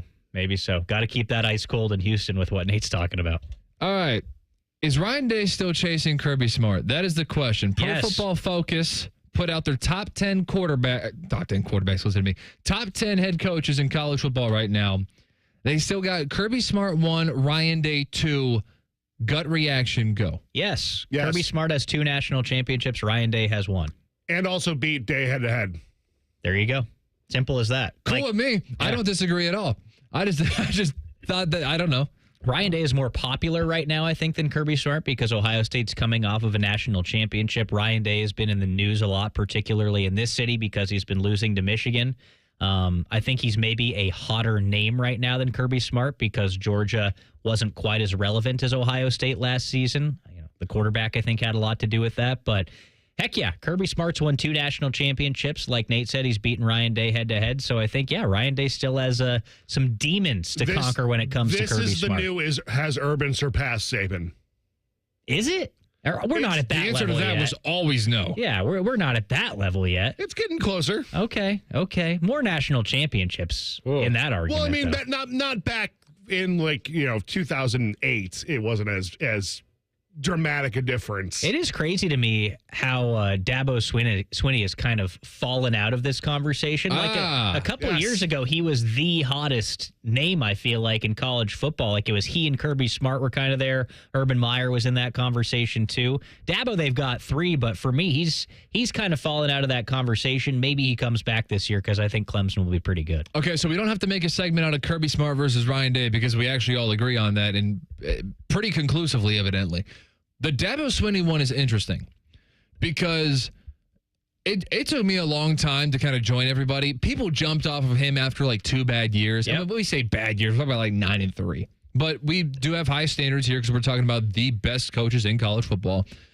And so I was clinging to the previous success because it was Alabama and Clemson were tier 1 of college football. And if you're partnered with Alabama, that's a huge deal. So I was clinging to some of that previous success. Obviously, people in Columbus, Ohio aren't the biggest fans of Dabo Swinney or Clemson. So I kind of thought that the overreaction was a bit quick. So it took me a little bit longer. I was able to kind of, over the past couple of years, get into that camp a little bit. Because for me, and this year's the really interesting one, because this could prove if Cade Klubnik is who everybody thinks he is. They are who we thought they were, Denny Green. Devin Hester game, by the way. That's a callback to last week. Is what against the Cardinals? Oh, yeah, against Monday Night Football. Devin Hester took 2 back, and he went crazy. Shouldn't be a Hall of Famer. That's a separate conversation. Whoa, okay. Well, this let's go. Let's just smooth right over that and continue with this conversation. Cade Klubnik has incredibly high expectations this year from everybody, and I'm kind of if he was really that good, he could have come out of the NFL. We could have come out of college and gone to the NFL last year, and he didn't because he wasn't good enough to. And so I think the expectations are getting a little bit out of control, but let's lend a little bit of credence and just say that I get outnumbered and everybody else is right and Cade Klubnik is awesome. I could then easily make the argument the only blemish on Dabo Swinney's resume is DJ Uiagalelei. Yeah. We could make the argument, and this is part of the reason, too, why I was clinging to his resume so hard, is because he's only had 1 bad quarterback. Cade Klubnik, if he makes it 2 in a row, that's a problem, and then I'm down with everybody else, and I'm not going to give him credit just for, sneaking into the playoffs last year off the playoff expansion because that saved him. But I do think that if Cade Klubnik is really good this year, if Clemson's really good this year, if they beat LSU week 1, if they are a slam dunk playoff team, not hey, we had to beat SMU in the ACC championship game and that's kind of what saved it. None of that. If Clemson is a slam dunk playoff team, granted the lower floor because of the 12 teams, and also the ACC. That as well, weaker conference. But, the ACC's been weak for a while. There was one stretch where the ACC, on the opposite side, and I have no idea who's Atlantic and who's Coastal in the divisions and stuff like that, but there was one stretch, I'm pretty sure Clemson played all 7 teams in the opposite division in a row in the ACC championship game. So, parity running amok. But I'm telling you, I am going to keep Dabo Swinney in that top 3 and not drop him so far beneath Ryan Day to the point where it's still a tier. I still have him beneath him, I guess, but he'll still be in tier 1 with them if he is able to keep Cade Klubnik as good as everybody thinks he is. Because if so, that would mean that his only blemish is 1 bad quarterback, and I'm not bumping him from tier 1 for 1 bad quarterback. I don't think anybody on this list can really jump into that top 3. I think the top 3 is correct in Ryan Day, Kirby Smart, and Dabo Swinney. To use our own argument against ourselves, Dabo's won 2 national championships. Ryan Day has won 1. So that was the same thing we said that Ryan Day is chasing Kirby Smart because he doesn't have as many national titles. You could make the same argument going the other way. The one thing that Ryan Day hasn't had, though, is those couple of down seasons like Dabo has had. To your point, DJ Uiagalelei was a big reason for those downturns for Clemson. Outside of that, though, they did lack some of that offensive talent they had on those national championship teams. Like, remember Mike Williams, who actually just announced his retirement. He was a high first-round pick on those teams. Trevor Lawrence, obviously, great quarterback. Travis Etienne at running back there. So there are some of those, like, ancillary players that I don't think Clemson has necessarily had these last couple of years, but the downturn at quarterback is definitely a big part of that. So, yeah, if he can get it back on track, I think Dabo's certainly in the conversation. And, hey, Ohio State has questions at QB, so we don't know what happens there. And, maybe there's that downturn for the Buckeyes. They haven't had it, but maybe. The next coach on this list is bogus. We'll talk about it in 2 minutes. Stick around, Fan Sports Saturday. Imagine what it would feel like getting tackled head-on by a 240-pound linebacker. You'd be in serious pain, right? But if you're unbuckled in a car crash at just 50 miles an hour, you become a deadly projectile that can slam into other passengers with 8 times that amount of force. Don't let someone else take the hit. Buckle up and visit buckleup.ohio.gov to learn more. Brought to you by ODOT and ODPS. When it comes to your roofing, siding, or gutter needs, call Newman Roofing. 614-NEW-ROOF. NewmanRoofing.com. Everyone has that one goal. That thing they want to prove. Not to other people, but to themselves. Then, right when you think you could actually do it, cancer. And that goal is still within reach. I would know. I'm about to run my first ever marathon with my 2 best friends. 3 years after having cancer. At least we look good in these shorts. Woo! Let's get it, guys. You, keep making plans. Visit ohiohealth.com/keep making plans to learn more.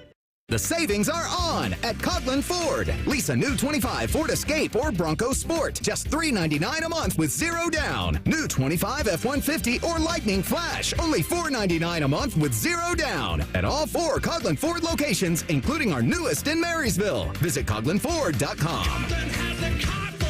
48-month lease. All factory rebates to dealer. All prior sales excluded. In-stock units only. 7,500 miles per year. 25 cents per mile over. Excludes $250 dock fee. $395 disposition fee at lease end. No security deposit. See dealer for details. Ends 9/2/25.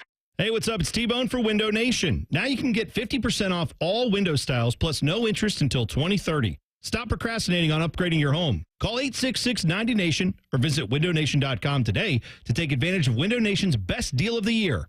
Bobby Carpenter demands that you watch Morning Juice on YouTube. If you don't, Tito will move into your house. Live at 6 a.m. on YouTube and streaming on the Fan app. Garnish your Bloody Mary with sports talk. You're listening to Fan Sports Saturday.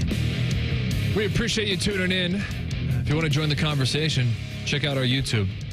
97.1 The Fan, Ohio Sports Destination. Bartemes is Dylan Tyrer and Nate Puderbaugh. We were discussing the top 10 college football coaches. We only got through the top 3, so we have more to discuss. We're talking about Kirby Smart, Ryan Day, Dabo Swinney. Kind of trying to figure out where Dabo Swinney is. Nate, you had a thought? So for Dabo dropping down below Day, yes, there's the 2 title versus 1 title thing. For me, it's less the X's and O's or DJ's play. It was Dabo's seeming refusal to get with the times. And they're like, I'm not going to go into NIL. I'm not going to deal with the transfer portal. Well, okay, then the game is passing you by. This year, if he seemingly has relented a little bit, if they come back, maybe it might change my opinion. But if they go bad again, it's like, okay, dude, you're not elite anymore. The game is passing you by. See, I disagree with that. I think that's, and you're certainly not the only one who said this. I think that's easy to say. Again, for me, it comes back to one bad quarterback. Is it 2? And that's where Cade Klubnik is under the microscope this year because Ryan Day has surpassed Dabo Swinney. Clemson had like a stranglehold on Ohio State for a little bit there. And then obviously the C.J. Stroud game, or not C.J. Stroud, but Justin Fields. The Justin Fields game of his life, basically in the playoff game, kind of stymied that a little bit, if you will. But I think that with Clemson, and is Dabo Swinney still on Ryan Day's level? Is he still on Kirby Smart's level? I got to be honest, Dylan. A lot of the championships that you were bringing up were a long time ago, so I don't know how much. I don't know how much we can carry over for that. But I don't think the issue is transfers. I think it's lack of quarterback talent. DJU was bad, which is crazy because when he filled in for Trevor Lawrence during the COVID year, he was actually really good. In fact, he threw for 420 yards, and they were not a fake 420 yards against my Fighting Irish. I watched that. I thought DJU was going to be awesome. And then he turns into a 2-time transfer who goes undrafted and is the quarterback, at least for the beginning of the season, of a 2-10 Florida State team. But then there were guys available he could have gone and gotten in the transfer portal, and he just said, no, I'm going to stick with DJ. That's a you thing. I guess. So we'll find out what Cade Klubnik is this year. I mean, a lot of people are really excited about him. They kind of got it together a little bit at the end of last season, but Dabo Swinney's under the microscope for me this year. I'm not fully I'm leaning towards the fact that Ryan Day surpassed him fully. And, of course, if you did recency bias, he's got the championship last season, so we're not too far removed from that. The one that really raises some questions for me is Dan Lanning at number 4. Yeah, that's an interesting one to me. That might be a little bit of recency there. He certainly got a good thing going, but, so does Marcus Freeman at Notre Dame. Thank you. Steve Sarkisian has a little bit more staying power, I think. And obviously, Texas feels like they're on the rise right now.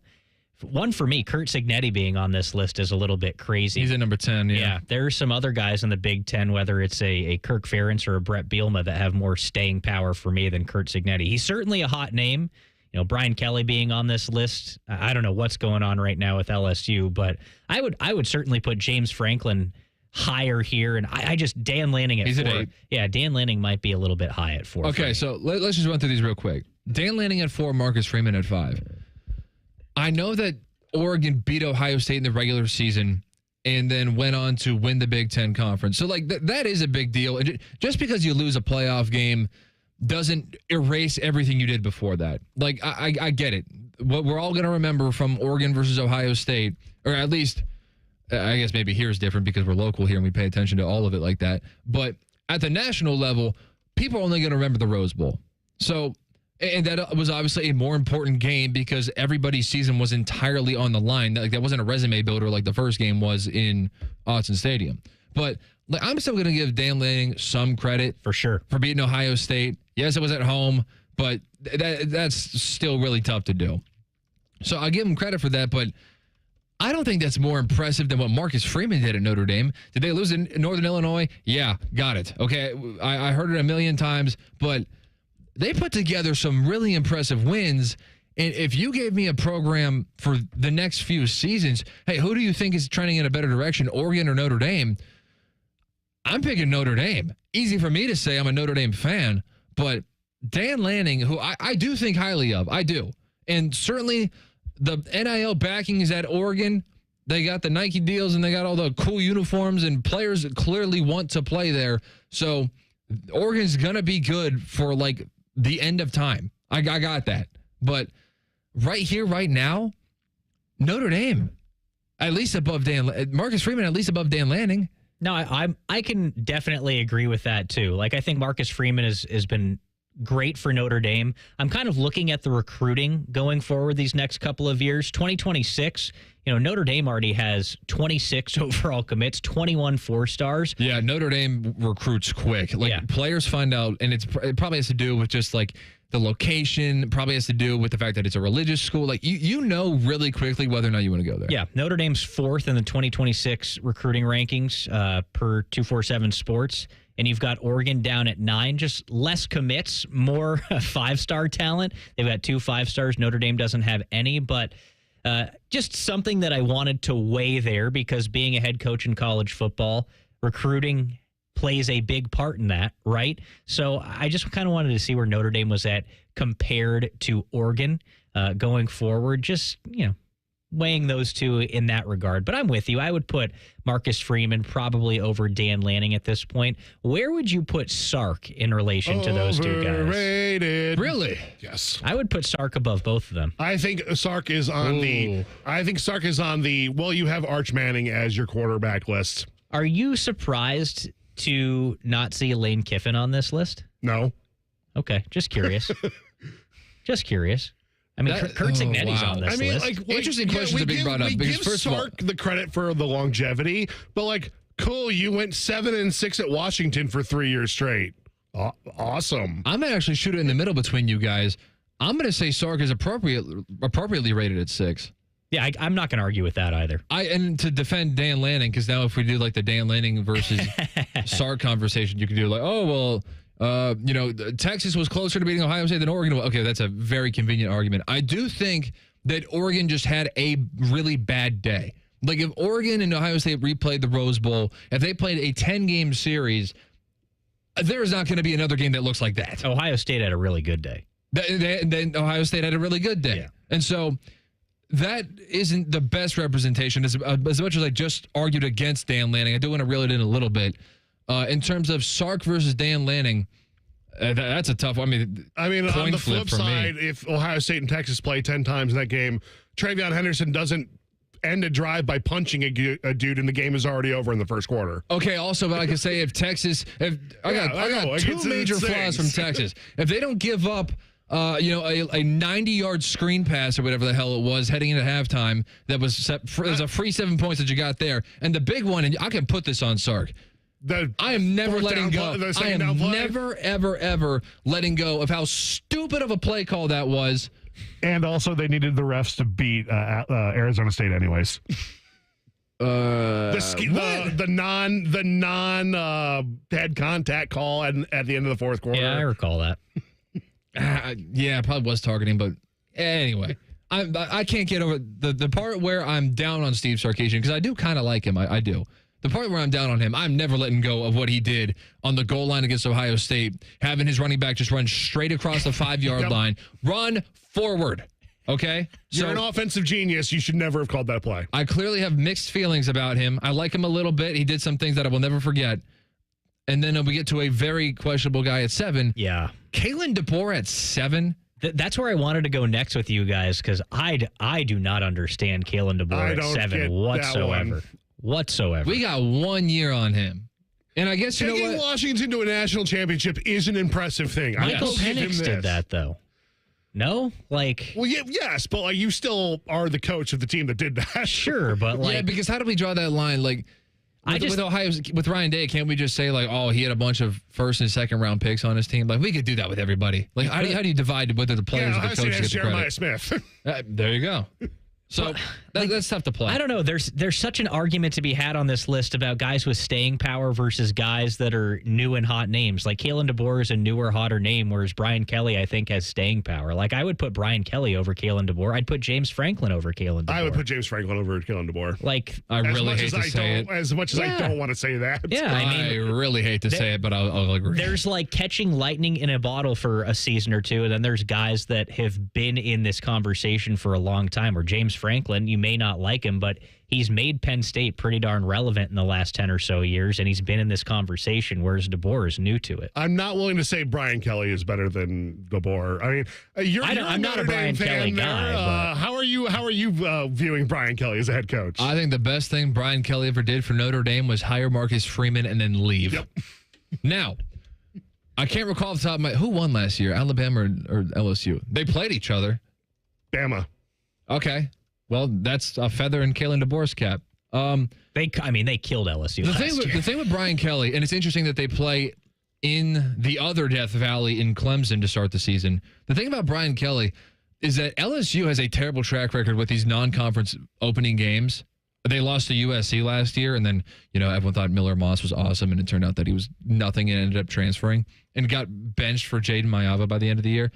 So with Brian Kelly, it's going to be a lot of wins. And the same thing, James Franklin's at number 8, Brian Kelly's at number 9. Both of those, a lot of wins. Nothing really to show for.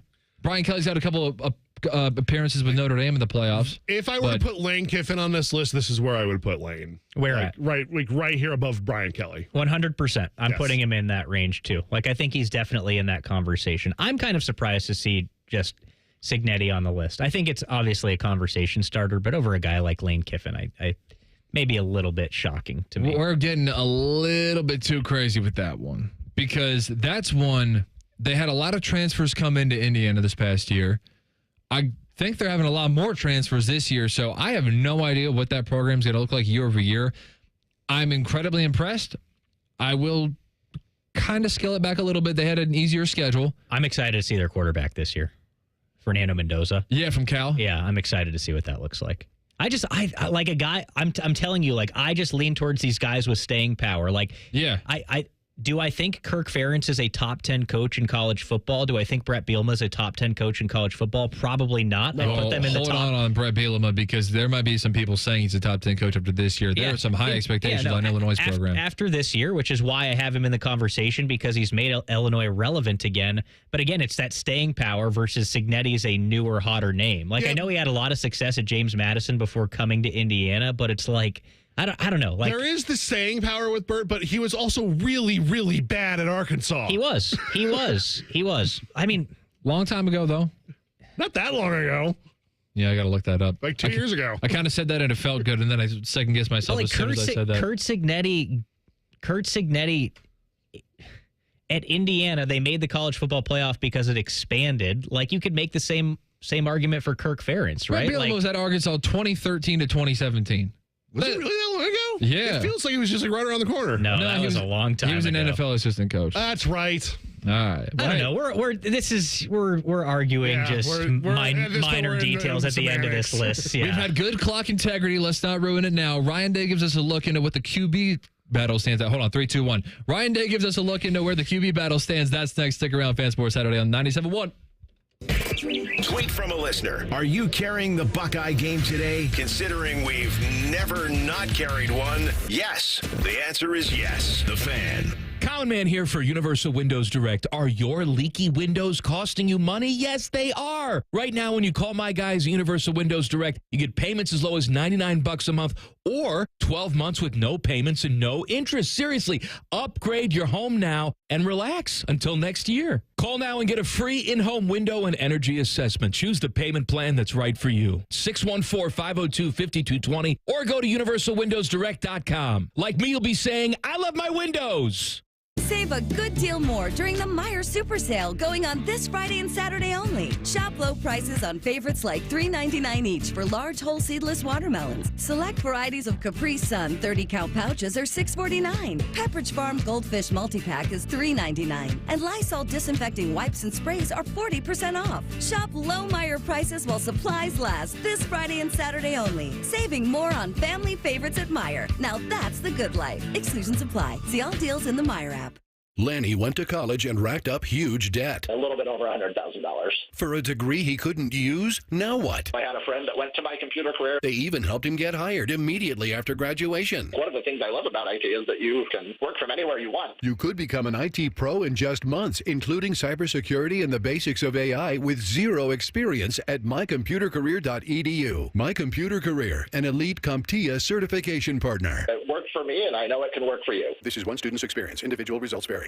Central Ohio contractors and homeowners. Tired of overpriced, low-quality cabinets? Well, it's time to upgrade your cabinet game. 3D Cabinetry is your go-to for fast, hassle-free service and cabinets you can trust from order to install. 3D Cabinetry delivers fully assembled all-wood affordable cabinets. No delays, no stress. Just quality craftsmanship delivered on time every time. Get started with your free consultation today at 3dcabinetry.net. That's 3dcabinetry.net, where quality meets affordability and reliability. Do you suffer from leg pain, leg swelling, varicose veins, or leg ulcers? Dr. Barry Zeta and Dr. Joseph Senta at Ohio Vein and Vascular Polaris are pioneers in the vein and vascular field. Dr. Zeta and Dr. Senta can perform minimally invasive procedures that will get you back on track to a pain-free life. Stop living with leg pain and start the process to healthy living with a free healthy leg screening. Go to loveyourveins.com or call 614-426-VEIN. That's 614-426-VEIN or loveyourveins.com. Waddle, hop, or gallop your way to adventure. The Columbus Zoo invites you to follow the footsteps and the tails of animals from around the world. Explore 8 wild regions, including our newest North America trek. So what are you waiting for? Get your tail to our trails only at your Columbus Zoo. Get more information and tickets at columbuszoo.org. We at The Fan have created a show where you can be a homer, a hater, or whatever you want to be. Your family may not listen to you, but we will. Sundays at 11, it's The Fan Call-In Show presented by ESPN Bet at Hollywood Casino Columbus. You're welcome. This radio commercial was made to convince you to stop speeding. We can't use siren sound effects on the radio, so we'll use other equally jarring sound effects to get your attention. Like telling you that whether you drive a little over the speed limit or a lot, you can crash just the same. You could hurt yourself or worse, others. I'm at the scene of the collision. And the damage you cause will be beyond repair. See, we didn't have to use crash or siren sounds after all. Speeding catches up with you. Brought to you by NHTSA. Friday, July 25th is Recovery Ohio's Mental Health Day at the Ohio State Fair. Visit the Department of Mental Health and Addiction Services, the Department of Insurance, and other state agency booths. Come learn about mental health resources available to you and to your family. Join us on Friday, July 25th for Recovery Ohio's Mental Health Day at the Ohio State Fair. Got one of those days that never stops? Try a stop at Speedway. Refresh your fuel tank, refresh your U-tank with 69-cent large Big Gulp drinks. And refresh the vibe for any drive. Refresh at Speedway with 69-cent large Big Gulp drinks with Speedy Rewards and try exclusive Mountain Dew Infinite Swirl flavor for a limited time only. The convenience stores of Speedway. Valid through 8/26/25. See app for full terms. Hi, I'm Rick Germain, and at Toyota West, we're having our biggest pre-owned sales event of the year. With over 600 new and pre-owned vehicles, Toyota West at I-270 and Georgesville Road has the car you're searching for. And during our Go Forth sales event, every pre-owned vehicle is discounted and comes with a 72-hour exchange policy plus a 3-month warranty. At Toyota West, you don't have to choose between a great experience and a great price. We deliver both. Come see us at the Germain Auto Mall on Georgesville Road or get started today at ToyotaWest.com. All your favorite fan shows are available when you want them. Head to 971thefan.com and hit that subscribe button. The Fan, Ohio sports destination. We firmly believe it's appropriate to tailgate before a youth soccer game. You're listening to Fan Sports Saturday. Almost nap time for me. Maybe some of you out there listening going, man, I can't wait for the show to be over. Well, guess what? They're already taking naps. That makes two of us. All right, Bartemes, Dylan Tyrer, Nate Puderbaugh. Nate is approaching his final update of the day. If you missed the beginning of the show, we had a little bit of a situation where we kind of all just had to... Sometimes computers do not do what they want you to. We want them to do. A little bit of that. We had to fire up the microphones and just got to chat just to fill the time because there was some music playing and there was no talking going. So we just had to kind of fill the void a little bit. And then he pulled a prank on us with his second update, and he left like a 5-second gap. And we're all thinking, like, son of a gun, he did it again. And then his update actually kicked in, so he was pranking us a little bit. But, Nate, you're on the clock here. 12 o'clock, if I get out at the exact I would really like this leaderboard time to stop changing every 2 seconds. Oh, where are we at right now? We got still a tie at -10, but everyone else under keeps changing. Heyo is still in third at 9 under, so I'm rooting for Heyo Tung Lee. Just saw Rory miss a putt that he was upset about, so not sure what that means. Got to see it. Hatton literally just moved into fourth after like 2 minutes. Powered by Guinness, Yeah. Tyrrell Hatton. You guys see that? That dude does not look like an athlete. Loves his Guinness. Well, good for him. He looks like he loves his Guinness. All right, Ryan Day went on the Bobby Carpenter show, and they were talking about all kinds of topics. One of the big topics here in Columbus, obviously, is the Ohio State quarterback battle. Interesting because Ryan Day obviously is getting questioned left and right about this, and so we'd love to hear what his most recent iteration of what he said on this was. I would say that there's times where I've gone into this part of the season where I feel like I know or have a feeling on where it's going. I don't right now. I like both of our guys. I think Tavian's still, again, a third right now, and he's got to grow, and I think he's got a really bright future ahead of him. But he needs, this preseason. He needs, the first half of the season to grow. But Julian and Lincoln both have done some really good things here in the offseason. They're getting stronger. Talking to Mick, there's been really good leadership. The ball's coming out of their hand good right now. But we got to go play football. And that's to me, like, obviously the wild card in all of this. When it's 4th and 2, are we going to get, 3 yards? Getting guys into, to play well once we get in the red zone, like making the throws that we need to make in the red area, making decisions on when to throw the ball away, taking care of the football. Maybe taking a sack when, we're not going to force the ball into coverage so that, we might have to punt as hard as that is, play great defense, get the ball back and go score. Like that to me is how you win games, is making great decisions. 3rd down, 2-minute. And so you just don't know until you get on the field and play. I thought there was some really good growth this spring, but we'll see. We'll see where this thing goes. And like we said, we'll get some really good feedback after the first one. Hello. He says, I don't know which direction this is going. I got to believe that he has a lean. Like, if he had a game tomorrow, if he had a game in 12 days in Canton, Ohio, like there will be one, if Ohio State was playing in that game, I got to think that he is leaning some direction. But, he's got to play the game, both for, like, the respect of his players in conjunction with the fact that he also just doesn't want to tip his hand. And he also probably wants to, like, motivate those guys and, like, keep pushing them. And, like, you want to, like, create some adversity a little bit for your players to kind of see what they're made of. So I imagine there's a lot of that going on. But Ryan Day did confess after the spring game that heading into the spring game that Lincoln actually had a little bit of a lead. And then because Julian Sayin performed better in the spring game, he's like, okay, well, it just went right back to 50-50. And so, of course, he didn't want to, like, give that information ahead of time. It wasn't until it returned to 50-50 that he actually confessed, like, hey, like, Lincoln had a little bit of a lead here, which is so interesting to me because it is just so accepted in Columbus by me as well. Like, I'm guilty of this as well. Julian Sayin was the younger quarterback who was higher than Lincoln on the depth chart last year. So, of course, we all think Julian's going to win the quarterback battle, right? Yeah, no, I'm in that same position as you, and I'm kind of with you. Like, right off the top, when he's kind of talking about, I don't know what happens, I'm thinking, well, you've got to have a lean. And you go back to that spring game, I think Julian Sayin would be your lean because of what he did in that game, which I think is backed up by what Ryan Day said later, in that he needs to see his quarterbacks in some of these adverse situations. When we need 3 yards on 4th and 2, which guy is going to get it? When we're in the red zone, which guy is going to make the throws and not turn the football over? Maybe he saw a little bit more of that from Julian Sayin in the spring game, and that's where he is right now, saying it went back to 50-50.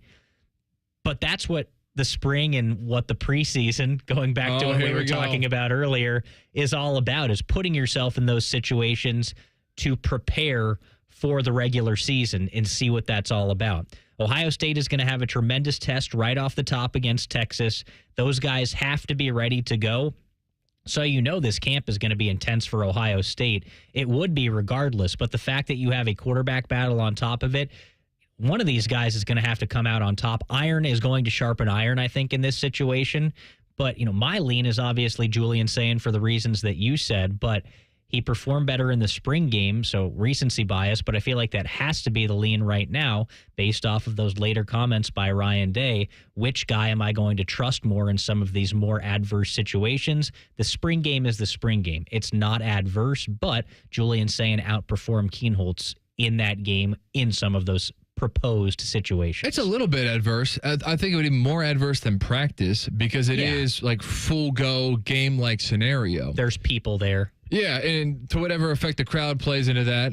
I'll also say I don't hold the Cotton Bowl against Lincoln Kienholz whatsoever. No. He was thrown into a situation where he was the third string quarterback as a freshman who was put in a position to be the second string quarterback, and then Devin Brown goes down quickly.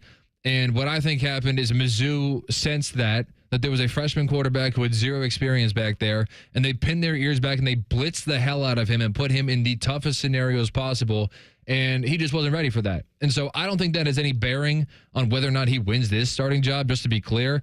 It strictly comes down to the fact for me, and again, if I were at practice watching them, I may have different opinions, but just the baseline opinion of Julian Sayin is younger and pass him on the depth chart, which for a lot of people would be a transfer trigger.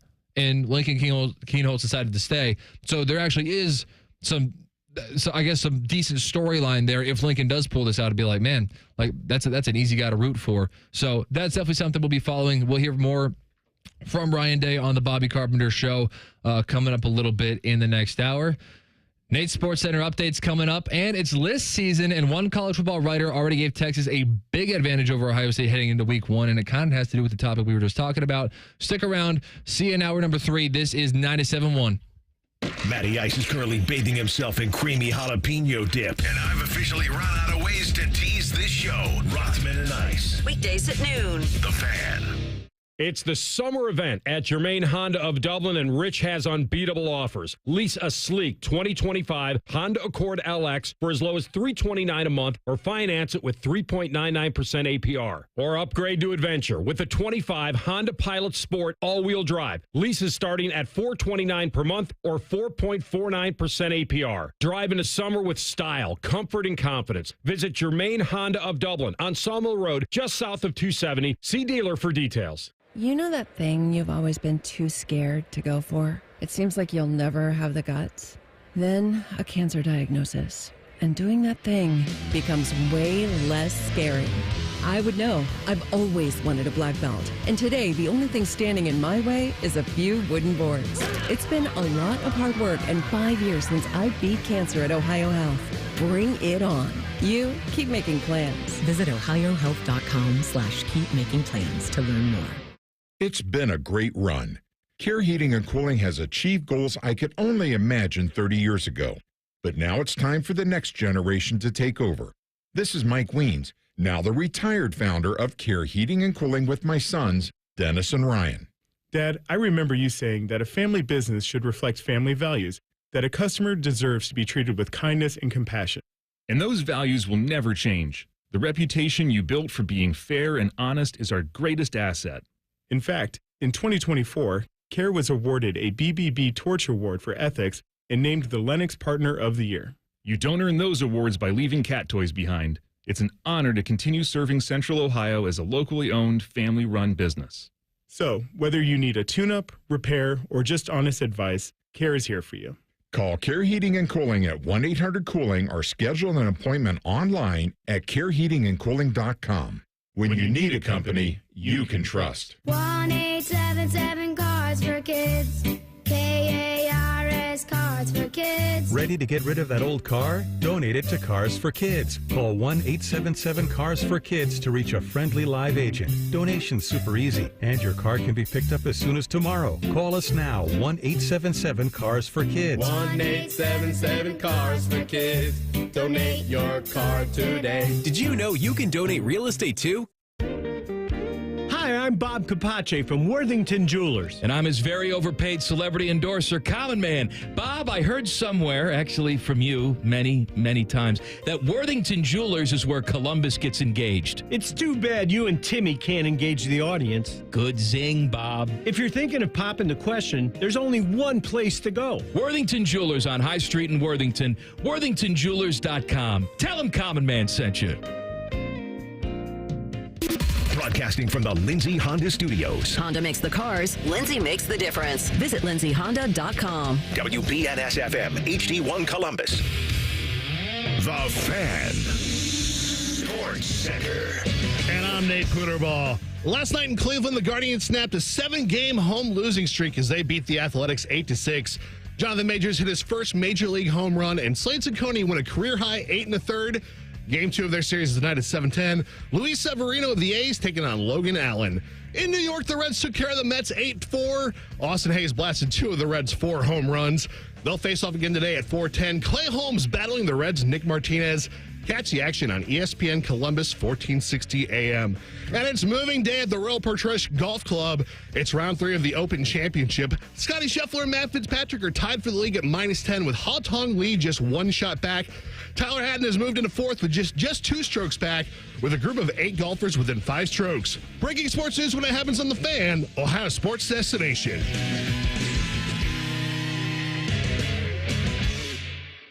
Just because it's the weekend doesn't mean we shut up. This is Fan Sports Saturday. Final hour of Fan Sports Saturday. I will get to the bottom of what's coming up after us so I can promote it at 1 o'clock. So we'll figure that out. Cole Bartemes, Dylan Tyrer, Nate Puderbaugh. Dylan, what were you fist bumping about? Nate. Getting that read done live, man. He was fired up back there. It did it live. Do it live. Hey, I'm like you. If I have the opportunity to record it, I will. But, you know, when you got active golf news, you got the leaderboard shuffling around like a card deck all the time. Sometimes you got to do it live. I love doing it live. You're in it when you're live. Yeah, man, that's everything I do. I do it live. Love it. Nah, I like that safety net. I'm I'm mentally soft. Oh, put yourself out there, man. Feel the rush. Well, I do Feel the get Royal Port Rush. I will say, by the way, so this is the third time in the one share. I did it 2 weeks ago. I did it last week. Did it this week. First time, no nerves whatsoever. Both times, I mean, it was like it went away after the first 30 seconds. Just starting a segment is just the hardest part. Once you start the conversation, then you're in it, and then it's just talking sports. Like, this is easy. But the starting is the hardest part. Just like going to the gym. Yeah, exactly. The hardest part of going to the gym is just showing up. Just got to show up. Except when it's your off day, you can take a nap. That'll be me in about an hour and a half, and I can't wait for my bed. We're in it now, baby. What are we talking in this segment? We got what's list season, as you dubbed it. And so we got The Athletic. There's an article that was really in depth, and I got to give the writer credit. In fact, I should probably look up who the writer is, but it's too much scrolling.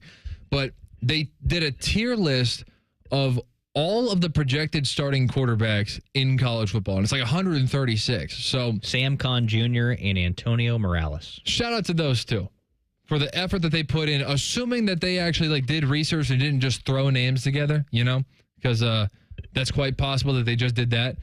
But I want to go through this a little bit because Julian's saying it kind of caught my eye just how low he was on these QB power rankings heading into the next year, because there's been some conversation, and it's Columbus radio, so it's more of a Columbus radio topic than most, although there have been some national articles and some national writers I've seen who've kind of floated the, is Julian saying like a dark horse for the Heisman type of topic? Like, just if you're Ohio State's quarterback, you're probably going to win a lot of games. You're a quarterback, so that's criteria for you to be in some sort of conversation at some point. So there's been a lot of optimism, and we talked in the last segment. If you missed it, you can go check us out on YouTube. You can just scroll back a little bit. We talked about the QB battle and what we expect from Julian Sayin, what we expect from Lincoln Kienholz. Here, Julian Sayin is ranked as the 32nd quarterback in the country, which, okay, let's kind of map this out a little bit. This list is, you're upset? Okay. Nate's not happy with the rankings, but it does lean in favor of returning starters, and so we got to admit that. Julian's saying we have very little information about him. The fact that he would possibly even win, well, first of all, they have Julian saying winning the job. That's just their opinion. That doesn't really mean anything, but how's that any different from ours? But they have Julian winning the job. We got to admit that we have very little information on him. Even if he does win the job, good for him, but this does lean more heavily towards returning starters, quarterbacks who were starting at one location and then transferred to another location. So I don't think it's entirely unfair. It reads initially as like Julian saying like, whoa, Ohio State has a 32nd best quarterback in college football. That's very foreign because Ohio State's quarterbacks, especially as of late, really since Dwayne Haskins on, have had top 5 quarterbacks in college football. But heading into this season, I don't think that's entirely unfair just off of gut reaction. No, not at all. I don't think it's unfair because we like you said, we have essentially absolutely no information on Julian Sayin. It's kind of comparable to when Justin Fields transferred to Ohio State. Like I would like to go back in time and see where they had Justin Fields on this same list at that point, coming off his freshman season at Georgia and then coming over to Ohio State. I think we had maybe a little bit more on Justin Fields because he got into some games at Georgia, and obviously he was an all-world recruit. Julian Sayin too, but I think Fields a higher-rated recruit than Julian Sayin.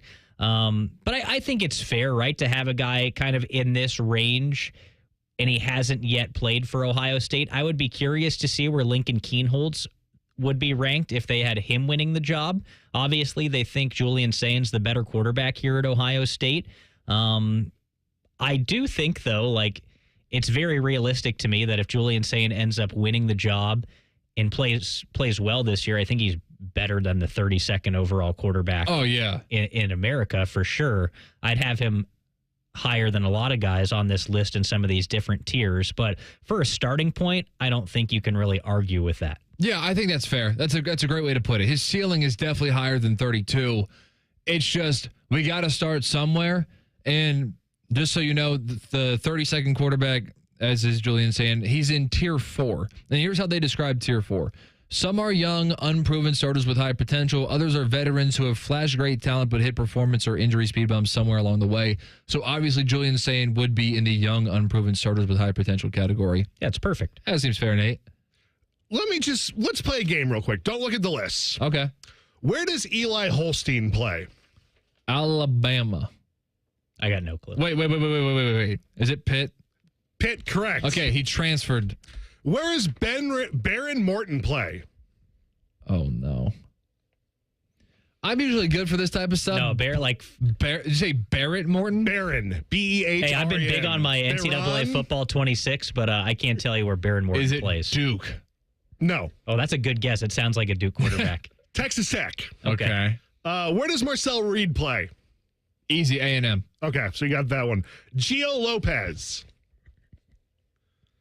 I'm going to pick like a California, Texas, or Arizona school. UNC. These are some of the people. Florida. I'm just saying, these are some of the people that they have over Julian Sayin. Really?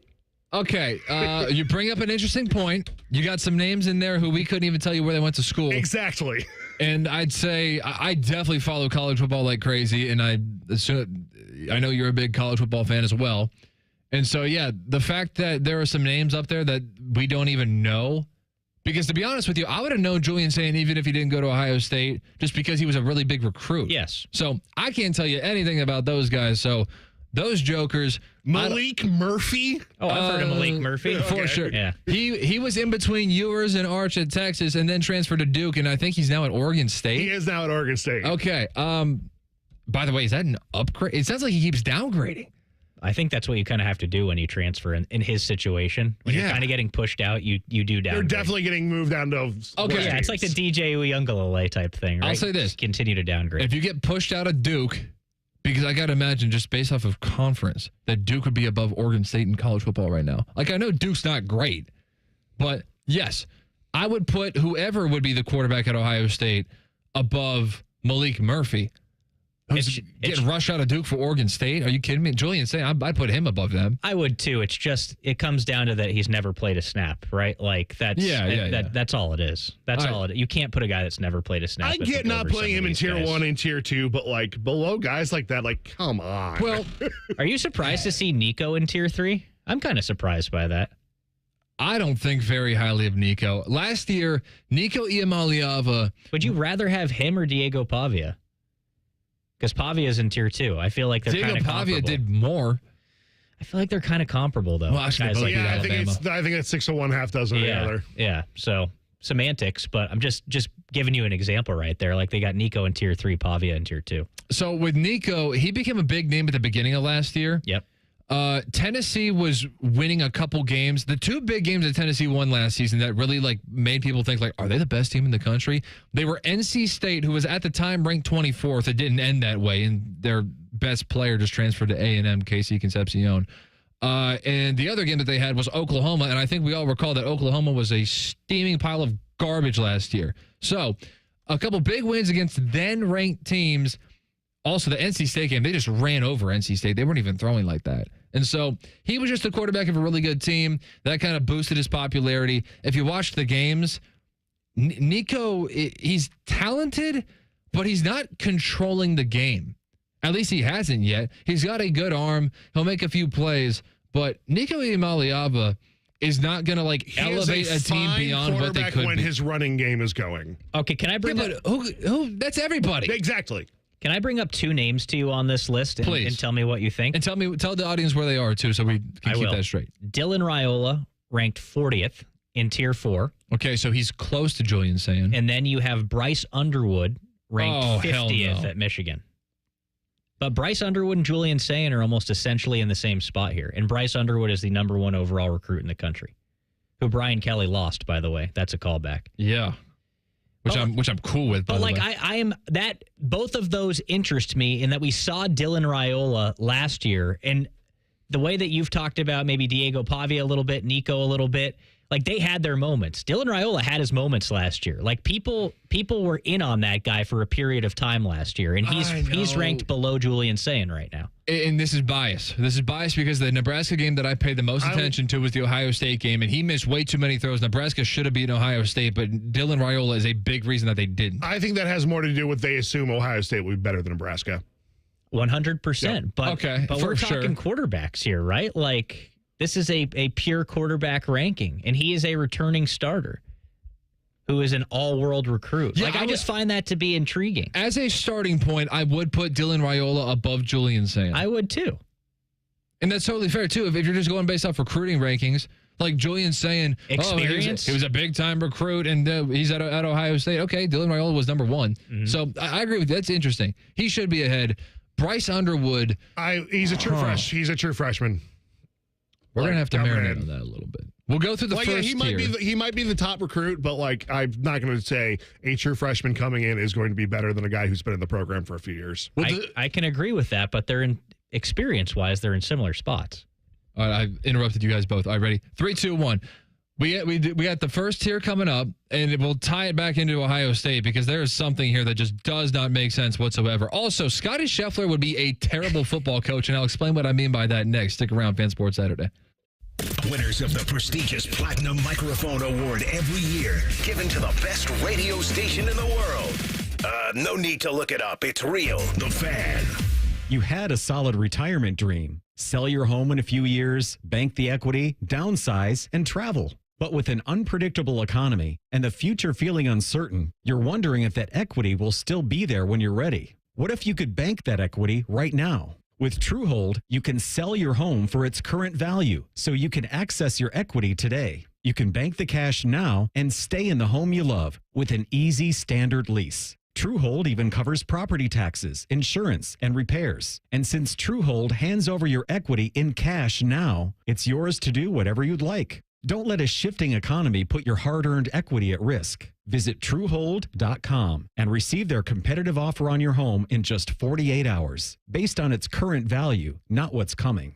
Call 1-855-300-9993 or visit Truehold.com. The smarter, faster way to cash out on your home's value without moving. That's Truehold.com. When it comes to home improvement, you've probably asked yourself a few key questions. Is the salesperson trustworthy? Will the company follow through on their promises? And is the work going to be a lasting solution, not just a quick fix? At Newman Roofing, we get it. As a locally based, family-owned company, we know how hard it can be to find a contractor you can truly trust. For over 33 years, we've been providing homeowners across Central Ohio with reliable roofing solutions done right the first time. When you choose Newman Roofing, you'll be greeted by value-driven professionals in clean company vehicles and crisp uniforms who show up with a smile and take the time to answer your questions. Because for us, it's not just about the roof. It's about protecting your home, your family, and the trust you place in us. If you're thinking about your roof or siding, call the local company that puts integrity first, Newman Roofing. Call today at 614-NEW-ROOF or visit online at newmanroofing.com. Don't just get a new roof, get a Newman roof. Irish Adventure awaits at the Dublin Irish Festival August 1st through 3rd in Dublin, Ohio.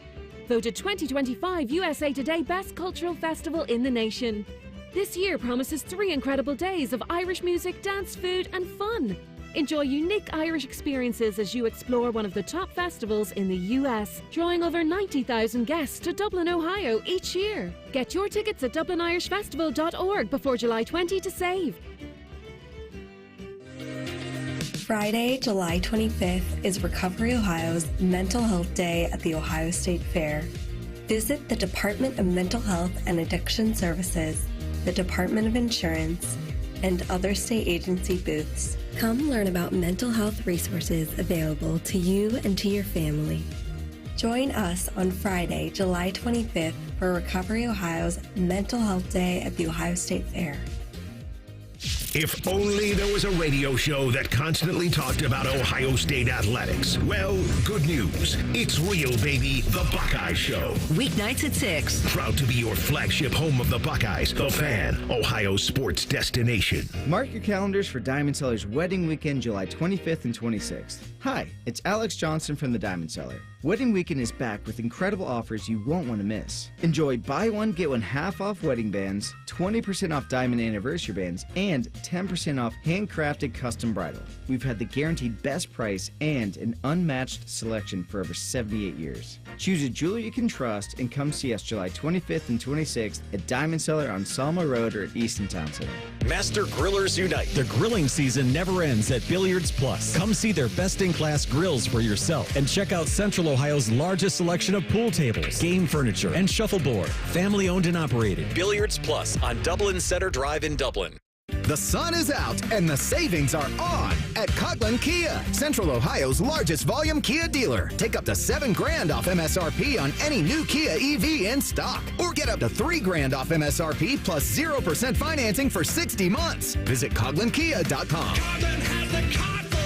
Largest Kia dealer based on current ground stock at all 4 Coughlin Kia locations. 0% for 60 months equals $1,667 per 1,000 finance. All manufacturer incentives to dealer. Prior sales excluded. Dealer financing required. Residency restrictions may apply. See dealer for details. Ends 7/31/25. Hey, it's Anthony for Orthopedic One. I'm not invincible anymore. I never was, but I refuse to punt on things I still love to do. That's why over the past several years, when I've had things creep up, like back pain, shoulder issue, elbow problem, I've had it all, I've always chosen Orthopedic One. That's because Orthopedic One is Ohio's largest physician-owned orthopedic practice with 60 physicians in every specialty. Find a physician or location near you at orthopedic1.com. Orthopedic One. This is where you go to get better.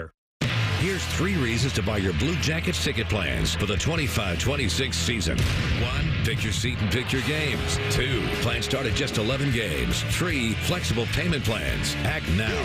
Visit bluejackets.com/tickets. Fan weather. From the Logan AC and Heat Services Weather Center.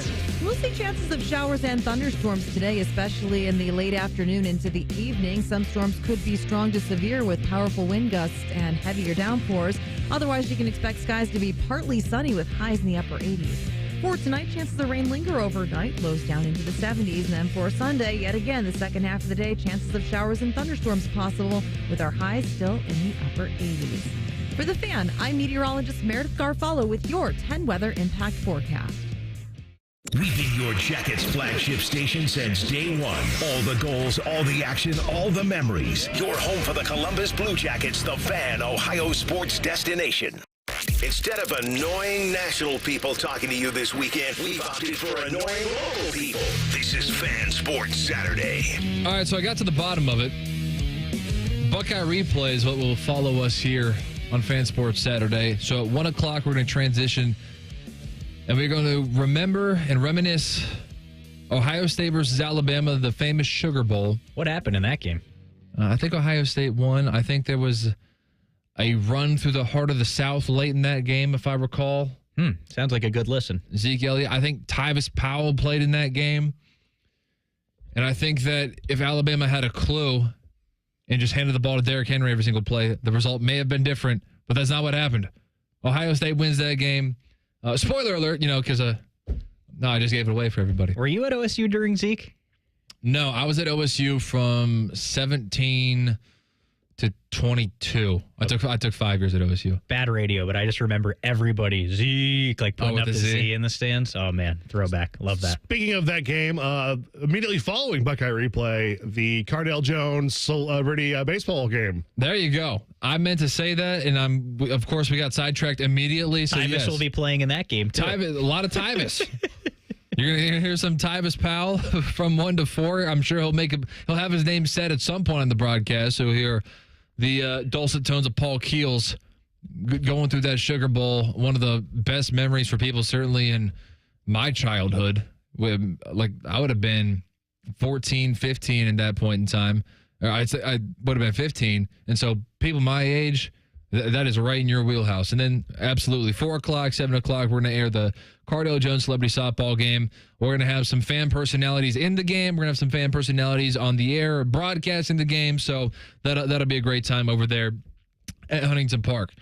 We were talking in the last segment about this list from The Athletic about where everybody ranks 1 through 136 of all the projected college football quarterbacks and who's going to start. We discussed Julian saying he is slotted in to start It's probably not going to end this way, but it's to start at 32nd overall in the entire landscape of the country for college football quarterbacks. All right, we don't know much about him. It's hard for people to complain and be like, oh, no, he's way better than that. Well, how do you know? Okay, so we'll figure that out along the way. But that's tier 4. Here's the tier 1 of quarterbacks. They have 10 quarterbacks in the first tier. Number 1, as we discussed earlier in the show, Dabo Swinney's entire reputation is kind of lying on this kid's shoulders right now. Cade Klubnik. I don't know. I'm not really sold on this batch of quarterbacks, and you can go down the line. Garrett Nussmeier at number 2. Okay. I believe he's a 5th-year senior. Lenoris Sellers at number 3. There's a lot of Lenoris Sellers hype out there right now, and I'm not entirely sold on it. He's a good athlete, and I think there's some hope there. I would like to see, I guess playoff quarterbacks at the top of this list. I guess I'm holding it against him a little bit that South Carolina did make their way into the playoffs, but Cade Klubnik, Garrett Nussmeier, Lenoris Sellers, and Drew Aller, I guess I'll lump him up. He's listed at number 6 here. But this crop of quarterbacks is being so highly discussed. And, of course, with mock drafts, I mean, you know how it goes, Dylan. They always overshoot on the amount of quarterbacks that are going to go first round in mock drafts. I think this quarterback crop in college football right now is going to be tremendously overrated because you have a lot of guys who, if they were good enough to go to the NFL last year, would have and didn't because they weren't. It's an interesting point. I'll counter by saying I don't think development is always linear. Like going back to school might be good for some of these guys and make them better. Like Arch, for example, even if he's great this year, is talked about definitely going back to school next year. Like he could be ready to be the first overall pick after this season and still says he's, the reports out there, he's likely to go back to Texas for another year. It's just an interesting point for me. Like Lenoris Sellers, who you brought up, is definitely an intriguing one in that I don't know a whole lot about Lenoris Sellers outside of that he's a good athlete, he's big, he's strong. And just to be clear, he was a redshirt freshman, so he couldn't go to the draft. But people are talking about him being a potential number 1 overall pick someday, or maybe the best player in college football this season. Garrett Nussmeier is way high on this list after having kind of a subpar year last season. People thought he would be great last year. It's very intriguing. I think more so than me saying, these guys are overrated or I predict they are going to be overrated. I just think there are so many unknowns right now at the quarterback position in college football. There's a lot of hype around some of these guys. Obviously, hype around Arch Manning. Tons of hype around Drew Aller at Penn State. Sam Leavitt, the quarterback at Arizona State, I've heard a ton about. Lagway, Sellers, Nussmeier, Klubnik, any of these guys. I think it's just wide open right now. So I'm curious to see how this college football season plays out in that regard. Just as an aside, when we say it's fair for Julian Sayin to be at 32 because we don't really know about him, Arch is at 10. He's played against Louisiana Monroe. Yeah, that's way too high for me. Like they should be in similar boats. I could see Arch being in the 20s, fine, but to have him at 10, I mean, if you're going to have Sayin at 32 and Arch at 10, that's a little strange for me. I'm 100% with you. So they got Arch, as you just said, 10, Julian 32. So the advantage heading into August 30th, according to this list, just based off the quarterbacks, lies with Texas. However, I'm with you 100%. He played against Louisiana Monroe. I guess, what did he play, a few games last year? I know he played against Mississippi. Louisiana Monroe and Mississippi State are the 2 games he played against. 2. Okay, so he only started 2 games. I thought against 2 very bad teams. Yeah, you know what? I thought he started like 4, so that we can even scale it back a little bit further. So I was wrong. It's only 2. Oh, by the way, Mississippi State was the worst power conference school last year. So that may as well just be 2 group of 4s, 5s, 6. Who knows how many conferences there are anymore. But absolutely, Arch Manning should be treated like a new starter. But because of his name, and he seems like a cool dude, he's been saying all the right things. He said at SEC Media Days, like, man, I don't know where all this hype is coming from. I got to go out there and earn it. So, maybe he's just playing the game, but seems like a level-headed dude about it. But, yeah, I'm 100% in agreement with you guys that Arch Manning that far ahead of Julian Sayin. Like, I'm not saying, hey, if Arch Manning's 10, Julian Sayin's 11. My whole point is we know nothing about these guys. We know that he's more athletic than Quinn Ewers because he went in for a couple, like, semi-wildcat packages, but do we really know what kind of quarterback he is and what he's going to be on August 30th? Like, no. So I got a problem with that ranking 100%. And then there are some other guys in there, but I'll let you respond to Arch Manning. No, I don't want to get stuck on this for too long, but I feel like we'd be remiss if we didn't bring up Carson Beck being tier 2 at 12 after this guy was maybe going to be the first overall pick in the NFL draft. I mean, there was so much of that conversation. You know, he was the guy at Georgia, obviously had a terrible season, got hurt, and now he's a tier 2 college football quarterback playing at the U this season. Big old NIL package, but I just feel like I had to bring it up. We had to mention Carson Beck and where he is. No, that's perfect that you did, because honest to goodness, he is the cautionary tale that we're talking about with all these quarterbacks, and now everybody overprojects. Everybody always has too many quarterbacks in the first round. Honestly, it's just laziness. It's because the quarterbacks are the players we know. And so when media people make mock drafts, let's just throw all the names that we know at the top. And we know the quarterbacks, so that's why we do it. So Carson Beck is actually the cautionary tale for Cade Klubnik, Garrett Nussmeier, Drew Aller. Like, that's the floor for all of them this season, is they become next year's Carson Beck, where they have to go to another school. I do think that draft a couple of years ago did kind of hurt things here. And so many people thought quarterbacks would go in the first round and will going forward. You know, I'm talking about the Michael Penix, the Bo Nix, because people thought less quarterbacks would go in the first round outside of the elite few that year. And then it turns out, oh my God, they take Michael Penix high. Oh my God, Bo Nix goes high. They were maybe late first, second round projections, and they went in the first. So I think that maybe skews the argument here a little bit, where people, you know, see these college football quarterbacks and the talent they could prospectively have. Like, I know Nate has talked about that a lot with Drew Aller. I feel like he's one of those guys maybe in that Bo Nix type camp, but I just wanted to make that point too, in that I feel like that draft kind of skewed things for people because these quarterbacks went way higher than folks thought. Well, what about 2 years before that, when we had some people saying, oh, well, the first round quarterbacks, there could be 5. Well, guess what? There was one. It was Kenny Pickett, okay? Malik Willis, not a first round quarterback. Desmond Ridder, not a first round quarterback. Matt Corral, not a first round quarterback. Sam Howell, not a first round quarterback. And guess what? All of those guys were being forced in the first round of all these mock drafts just because they were names that we know. And so that's the game that we play when we do it. And I say we as like a media collective here. I'm not the one doing it. It's other people. If I did it, I would probably overproject quarterbacks too. But I'm so glad you brought up Carson Beck. Well, first of all, he should not be 12th. So I thought that was a little bit of a...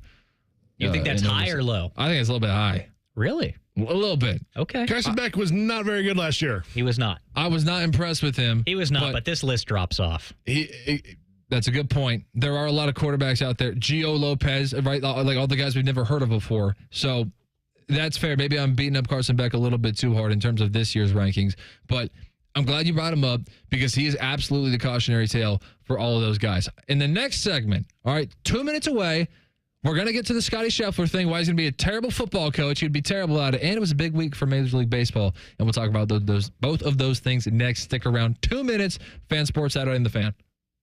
At Kroger, you never compromise. You get high quality and low prices. Like you never compromise your meal with our spring salad mix that's guaranteed fresh. And you never compromise your budget with lower prices on over 1,000 items. Hand it to Kroger shoppers. You never compromise. Kroger. Fresh for everyone. Right now, 18-count cartons of large grade A Kroger brand eggs are on sale for $2.99 with your digital coupon. Kroger, fresh for everyone. Your bathroom's got to go, the vanity's decayed, and toilet's really old. The bathtub's giving way. Give Baths R Us a ring. Call morning, noon, or night. You do not have to wait to get your bathroom right. Call Baths R Us for your free estimate and enter to win our Christmas in July $12,500 bathroom remodel with an additional savings of up to $3,000 plus low to no monthly payments. 380-225-2284. Baths R Us, where dreams soak in.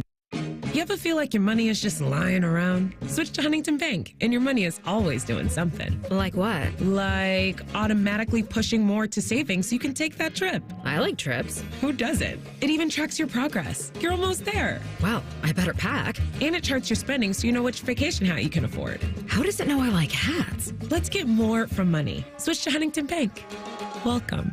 Eligibility requirements apply. Some features may require enrollment. You can stream the game on your phone while you're gardening. You can stream it while you walk the dog. You can stream it at a trampoline park. You can even stream it at a monster truck rally. But the second you get behind the wheel, the game's over. Remember, Ohio, phones down. It's the law. Just when you thought afternoons couldn't get any dumber. You fellas been doing a bit of boozing, have you? Common Man and Timmy. Weekdays from 3 to 6. Your home for dumb. The Fan. Sports talk, weekend style. You're listening to Fan Sports Saturday. All right, I think that was the most motor-mouthed tease that I had heading into any commercial break on the show, which means nap time can't come soon enough. I can't wait. Bartemes, Dylan Tyrer, Nate Puderbaugh. We had a little bit of shuffling of the deck with the Open Championship leaderboard here, and we'll take it for a couple more segments, and then we will pass you off to Buckeye Replay, which will lead into then Cardale Jones Celebrity Softball game at 4 o'clock. But Open Championship, we now have Scottie Scheffler at 13 under. Last we addressed this, I believe there was a tie at 10 under. Yep. Scottie Scheffler and Matt Fitzpatrick. I almost said Ryan Fitzpatrick. Jesus. Matt Fitzpatrick. They were both at 10 under. We now have Scottie Scheffler at 13 under, leader in the clubhouse. Matt Fitzpatrick just beneath him at 11 under. So a lot going on. And since you are so closely in tune with what Rory McIlroy is doing, he's at 7 under. He is tied for 5th with Xander Schauffele and Harris English. Great leaderboard taking shape right now. We need a couple guys to get to double digits under par, and this is going to make for a great Sunday. I'm not very big on like goofy radio transitions. In fact, I can't stand them. Like, speaking of Scottie Scheffler, but, you know, when in Rome. Speaking of Scottie Scheffler, he had some interesting commentary, like brutally honest commentary on, I believe it was Wednesday, because it was preceding the Open Championship or the British Open, whatever the hell you want to call it. But brutal honesty here from a high-level athlete who is incredibly successful, got a wife, got a kid. He's, I assume, living his childhood dream. I assume he wanted to be a golfer. I imagine that's what he wanted to do. And still, he can't really find the satisfaction in all of his success, at least on the sports side. I assume his family life is great. I hope so. But on the sports side of things, he's kind of having a mid-career crisis. Let's take a listen. You know, I think it's kind of funny. I think, you know, I think I said something after the Byron this year about, like, it feels like you work your whole life to celebrate winning a tournament for like a few minutes. It only lasts a few minutes, that kind of euphoric feeling. And like to win the Byron Nelson Championship at home, I literally worked my entire life to become good at golf, to have an opportunity to win that tournament. And you win it, you celebrate, get to hug my family, my sister's there. It's such an amazing moment. And then it's like, okay, now what are we going to eat for dinner? You know, life goes on. Is it great to be able to win tournaments and to accomplish the things I have in the game of golf? Yeah. I mean, it brings tears to my eyes just to think about, because it's literally worked my entire life to become good at this sport, and to have that kind of sense of accomplishment, I think is a pretty cool feeling. You know, to get to live out your dreams is very special. But at the end of the day, it's like, I'm not out here to inspire the next generation of golfers. I'm not here to inspire somebody else to be the best player in the world, because what's the point? You know, this is not a fulfilling life. It's fulfilling from a sense of accomplishment, but it's not fulfilling from a sense of like the deepest places of your heart. You know, there's a lot of people that make it to what they thought was going to fulfill them in life, and then you get there and all of a sudden you get to number one in the world, and then they're like, what's the point? And, you know, I really do believe that, because, you know, what is the point? You're like, why do I want to win this tournament so bad? That's something that I wrestle with on a daily basis. It's like showing up at the Masters every year. It's like, why do I want to win this golf tournament so badly? Why do I want to win the Open Championship so badly? I don't know, because if I win, it's going to be awesome for about 2 minutes. And then we're going to get to the next week, and it's going to be like, hey, you won 2 majors this year. How important is it for you to win the FedEx Cup playoffs? And it's just like, we're back here again, you know? So we really do. We work so hard for such little moments. And, you know, I'm kind of a sicko. I love putting in the work. I love being able to practice. I love getting out to live out my dreams. But at the end of the day, sometimes I just don't understand the point. Okay, mixed feelings about that. Part of me loves that, because he seems like a really grounded dude who is normal. He's not like so self-absorbed, like, look at me, look at all my accomplishments. Because I think arrogance is one of the ugliest qualities in human beings, and that was anything but arrogant. Like, he's almost saying, like, I have all these accomplishments and I don't feel changed at all. Part of me loves that. What I don't like hearing about that, and I guess to draw some like college football comparisons, because college football is the worst example of this in terms of fans feeling like they care more than the athletes do. Because like when athletes are like transferring to all these different schools, it's like, well, how come you don't care about the team that you play for as much as I do? Like I root for this team every single Saturday, and you just show up when it's convenient, and when it's inconvenient, you go to a different team. So any examples of like fans feeling like they care about sports more than the athletes themselves, that kind of turns me off a little bit. But just my knee-jerk reaction was, man, that is a very, very normal dude who is experiencing so much success and taking in so much money. I do appreciate hearing that, like, he is still here on earth and his head isn't just up in the clouds.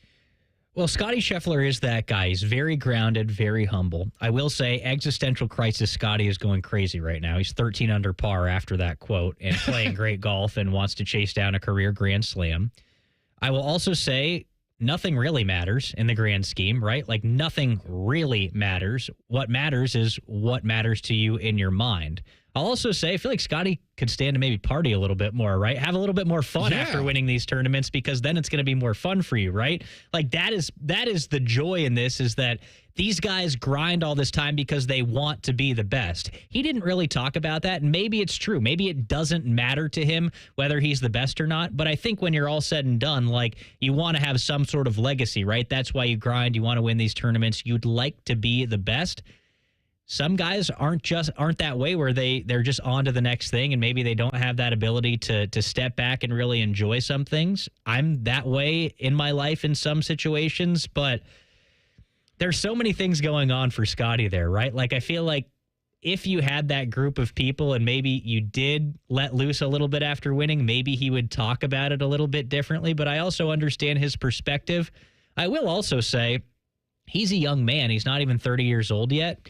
Maybe later in life you do find those things that matter, and golf is a means to make that happen, where, you know, maybe you have a humanitarian aspect, or you have a charitable aspect where, hey, what really does matter when it comes down to it is helping other humans, I think, in life, and benefiting those people and helping those less fortunate. See, grounded. And I think Scottie has some of that in him. So maybe you want to be so good at golf to give yourself a means to help other people, if you understand what I'm saying. See, this is me being slightly jaded. As someone that was in music radio for 14 years, there is a little part of me that hears that quote and hears rock bands going, "Oh, I hate being famous." Mm-hmm. And it's like, well, then why are you doing this? No. I don't think it's that. I appreciate everything. Like, it's like, you know, like family is more important, all that stuff. It's like, but there is like a little bit of like, well, then if it doesn't matter to you, why are you playing this game this weekend? I see what you're saying. I don't think it's that.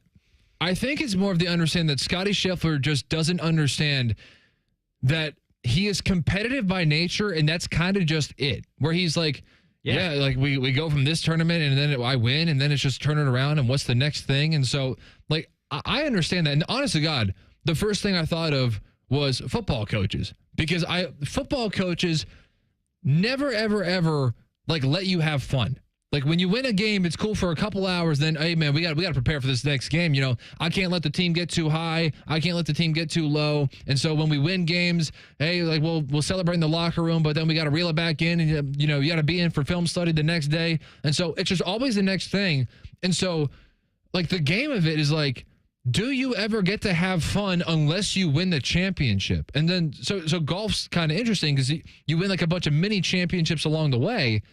And so, but even if you finish second, you still did really good and win a lot of money too. You know exactly. what I mean? And so basically what he's saying, he's like, well, I do love it, but I never get to like celebrate it, but I just show up and I really love practicing and putting in the work.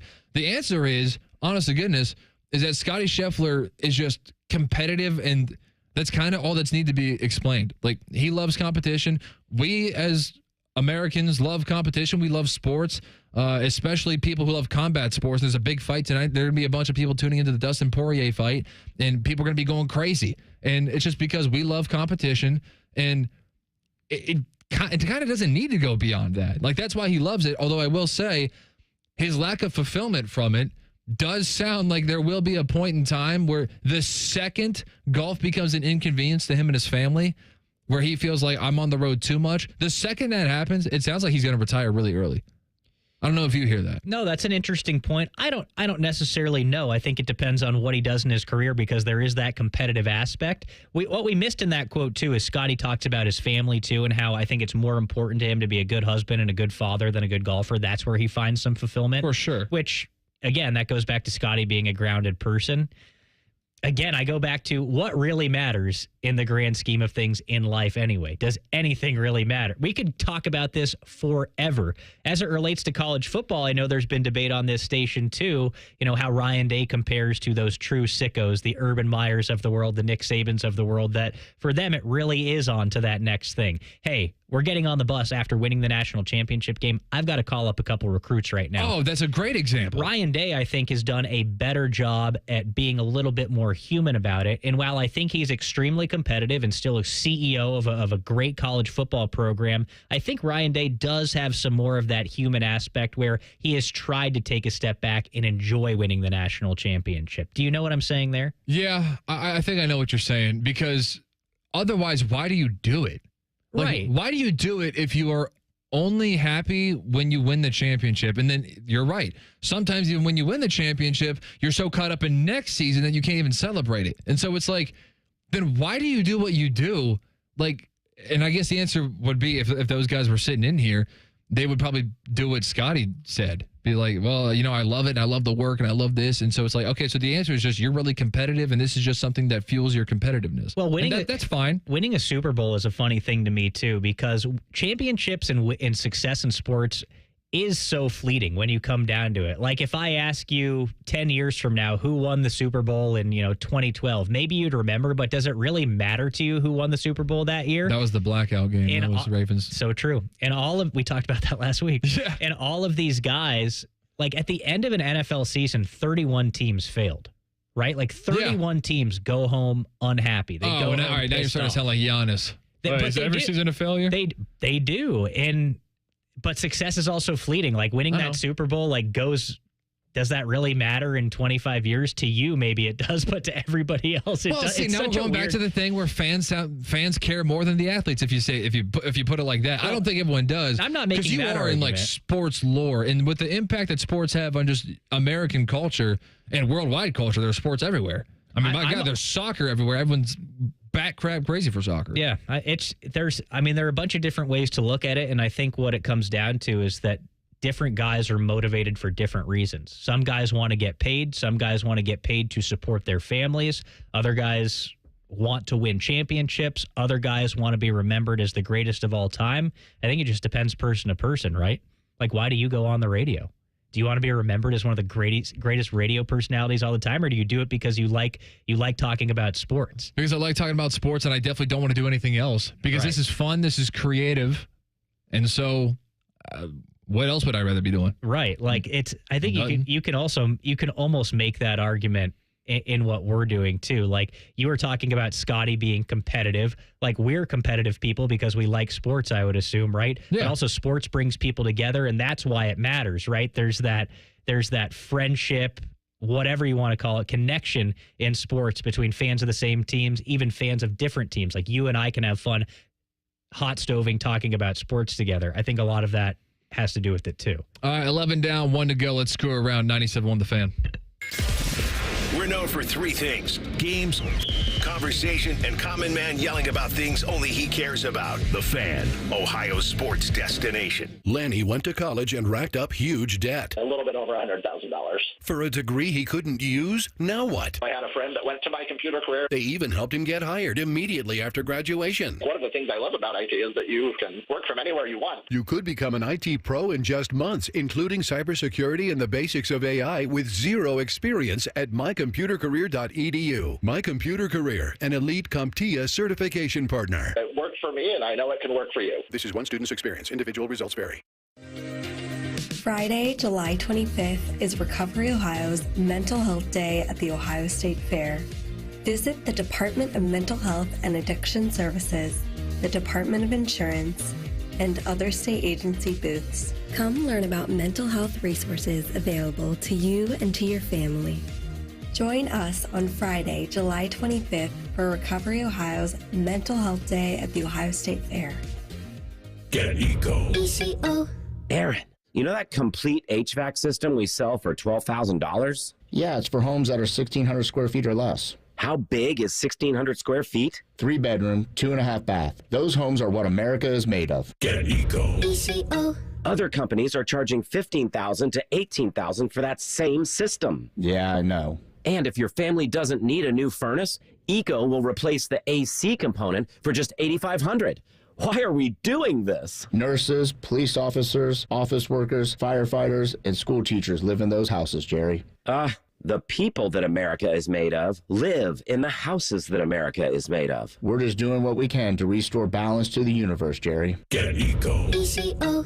When a person is doing well, they're making money. But when they're doing good, they're helping others. Eco plumbers, electricians, and HVAC technicians. We're bringing balance to the universe. Go to geteco.com.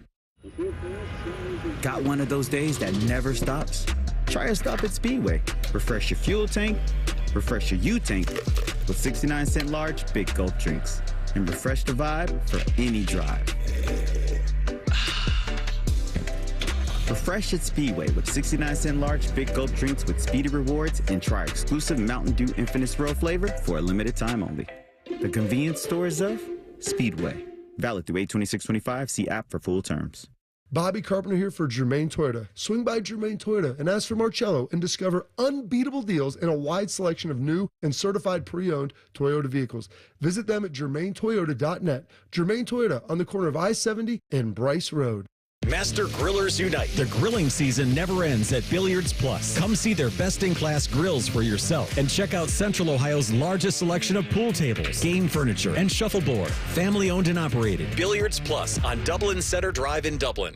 The Buckeyes are national champions.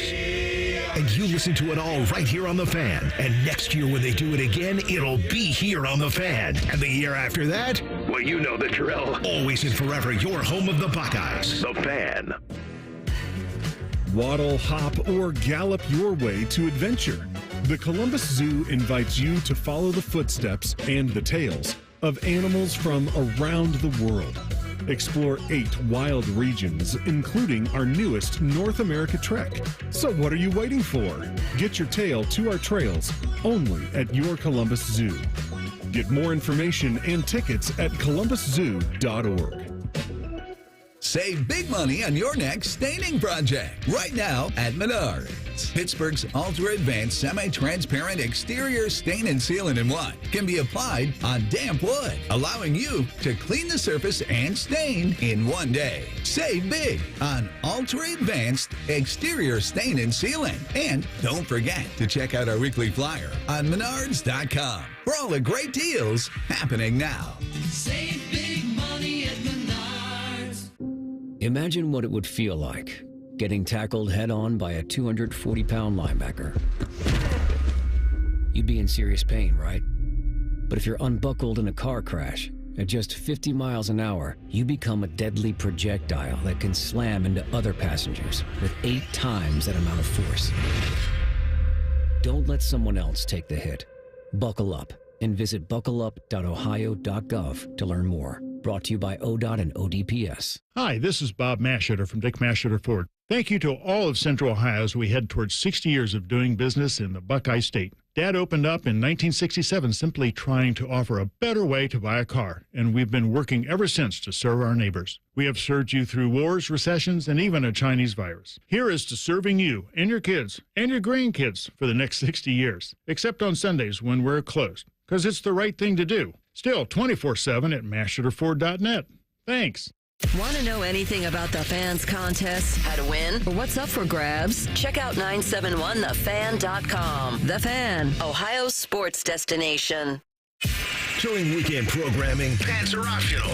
Look at my butt! However, leather chairs may have been a bad choice. You're listening to Fan Sports Saturday.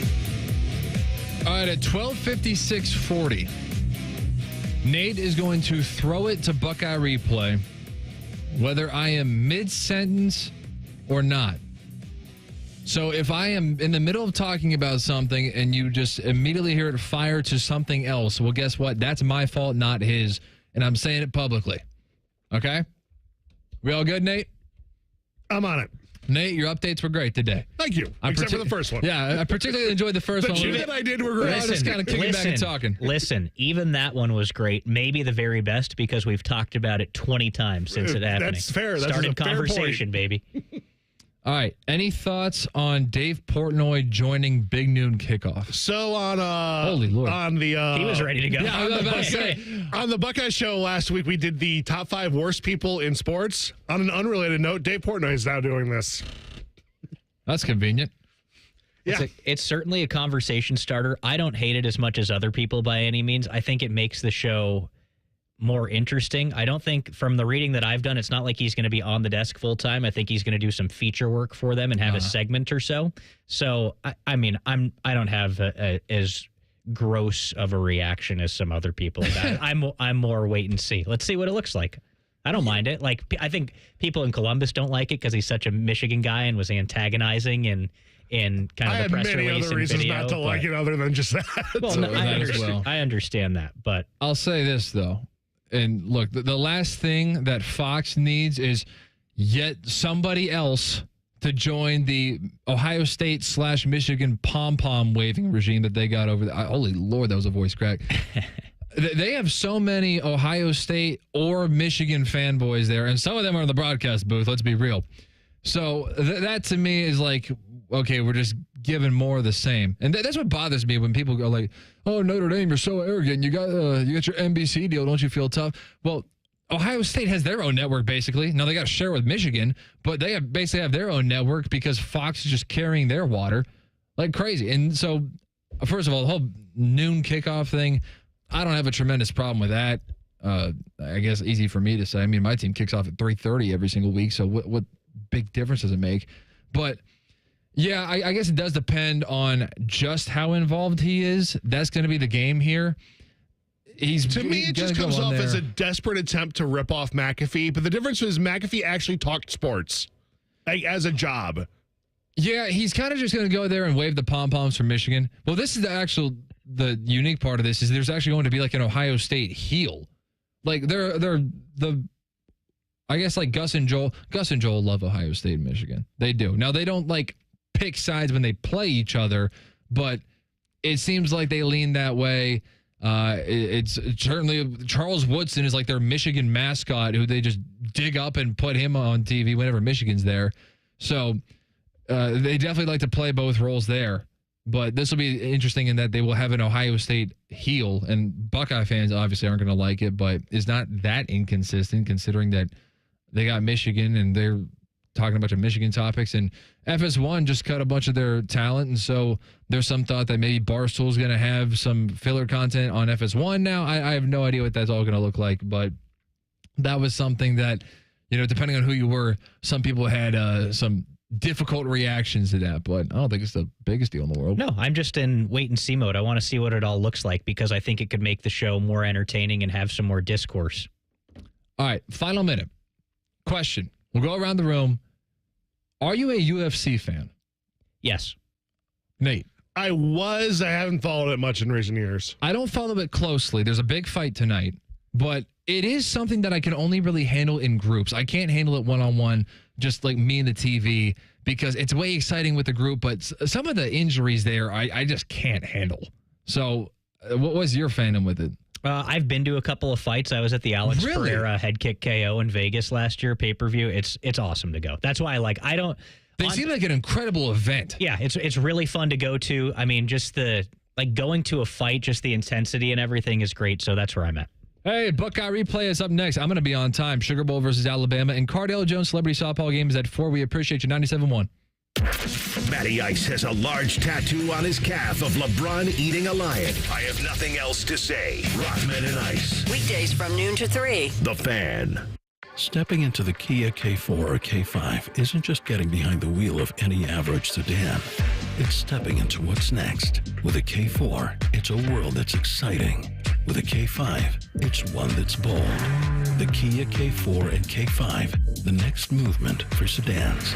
See your local Kia dealer or visit kia.com to learn more. Kia, movement that inspires. Lease a new 2025 K4 LXS for $219 a month for 24 months with $34.99 due at signing for well-qualified lessees. Call 800-334-KIA for details. Always drive safely. New 2025 K4 LXS 2.0 liter FWD IVT 24,165 MSRP. MSRP includes destination handling and excludes taxes, title, registration, license fees, options, and retailer charges. No security deposit required. Actual prices set by dealer and may vary. Purchase option at lease end is $17,157.15. Subject to credit approval by Kia Finance. Lessee is responsible for insurance, maintenance, repairs, 20 cents per mile over 10,000 miles a year, excess wear, and a termination fee of up to $400. Subject to dealer participation. Offers may not be combined except where specified. Must take delivery by 8/4/25. Limited inventory available. 1-800-GOT-JUNK does two things differently. We repurpose a lot of the junk we haul away. So the donatables get donated to a family that needs them, and the recyclables get recycled. Your neighbors are happy, and the planet is healthy. What's number 2? We have enough trucks that we can come the day you call us. 1-800-GOT-JUNK is the world's largest junk removal service. And that's good for your neighbors and for the planet. And for you, because we can come the day you call us. Call 1-800-GOT-JUNK. Or visit 1-800-GOT-JUNK.com. This radio commercial was made to convince you to stop speeding. We can't use law enforcement siren sound effects on the radio, so we'll use other equally jarring sound effects to get your attention, like telling you if you get a speeding ticket, it doesn't end there. You have to pay expensive fines. You can't go to your friend's wedding because that also costs money. And your insurance rates could increase. See, we didn't have to use law enforcement sirens after all. Getting a speeding ticket has consequences. Sooner or later, speeding catches up with you. Brought to you by NHTSA. Prescriptions require an online consultation with a healthcare provider who will determine if appropriate. Restrictions apply. See website for details and important safety information. Price varies based on product and subscription plan. Hey guys, let's talk ED because millions of men experience it, but not everyone can access or afford treatments like Viagra.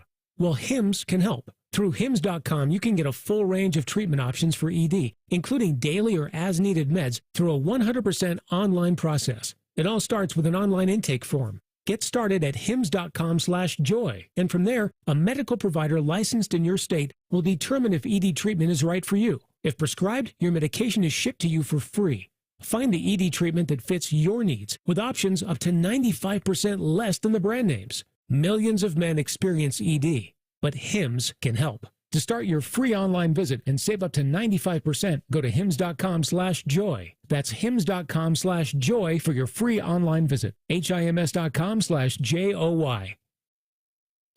Broadcasting from the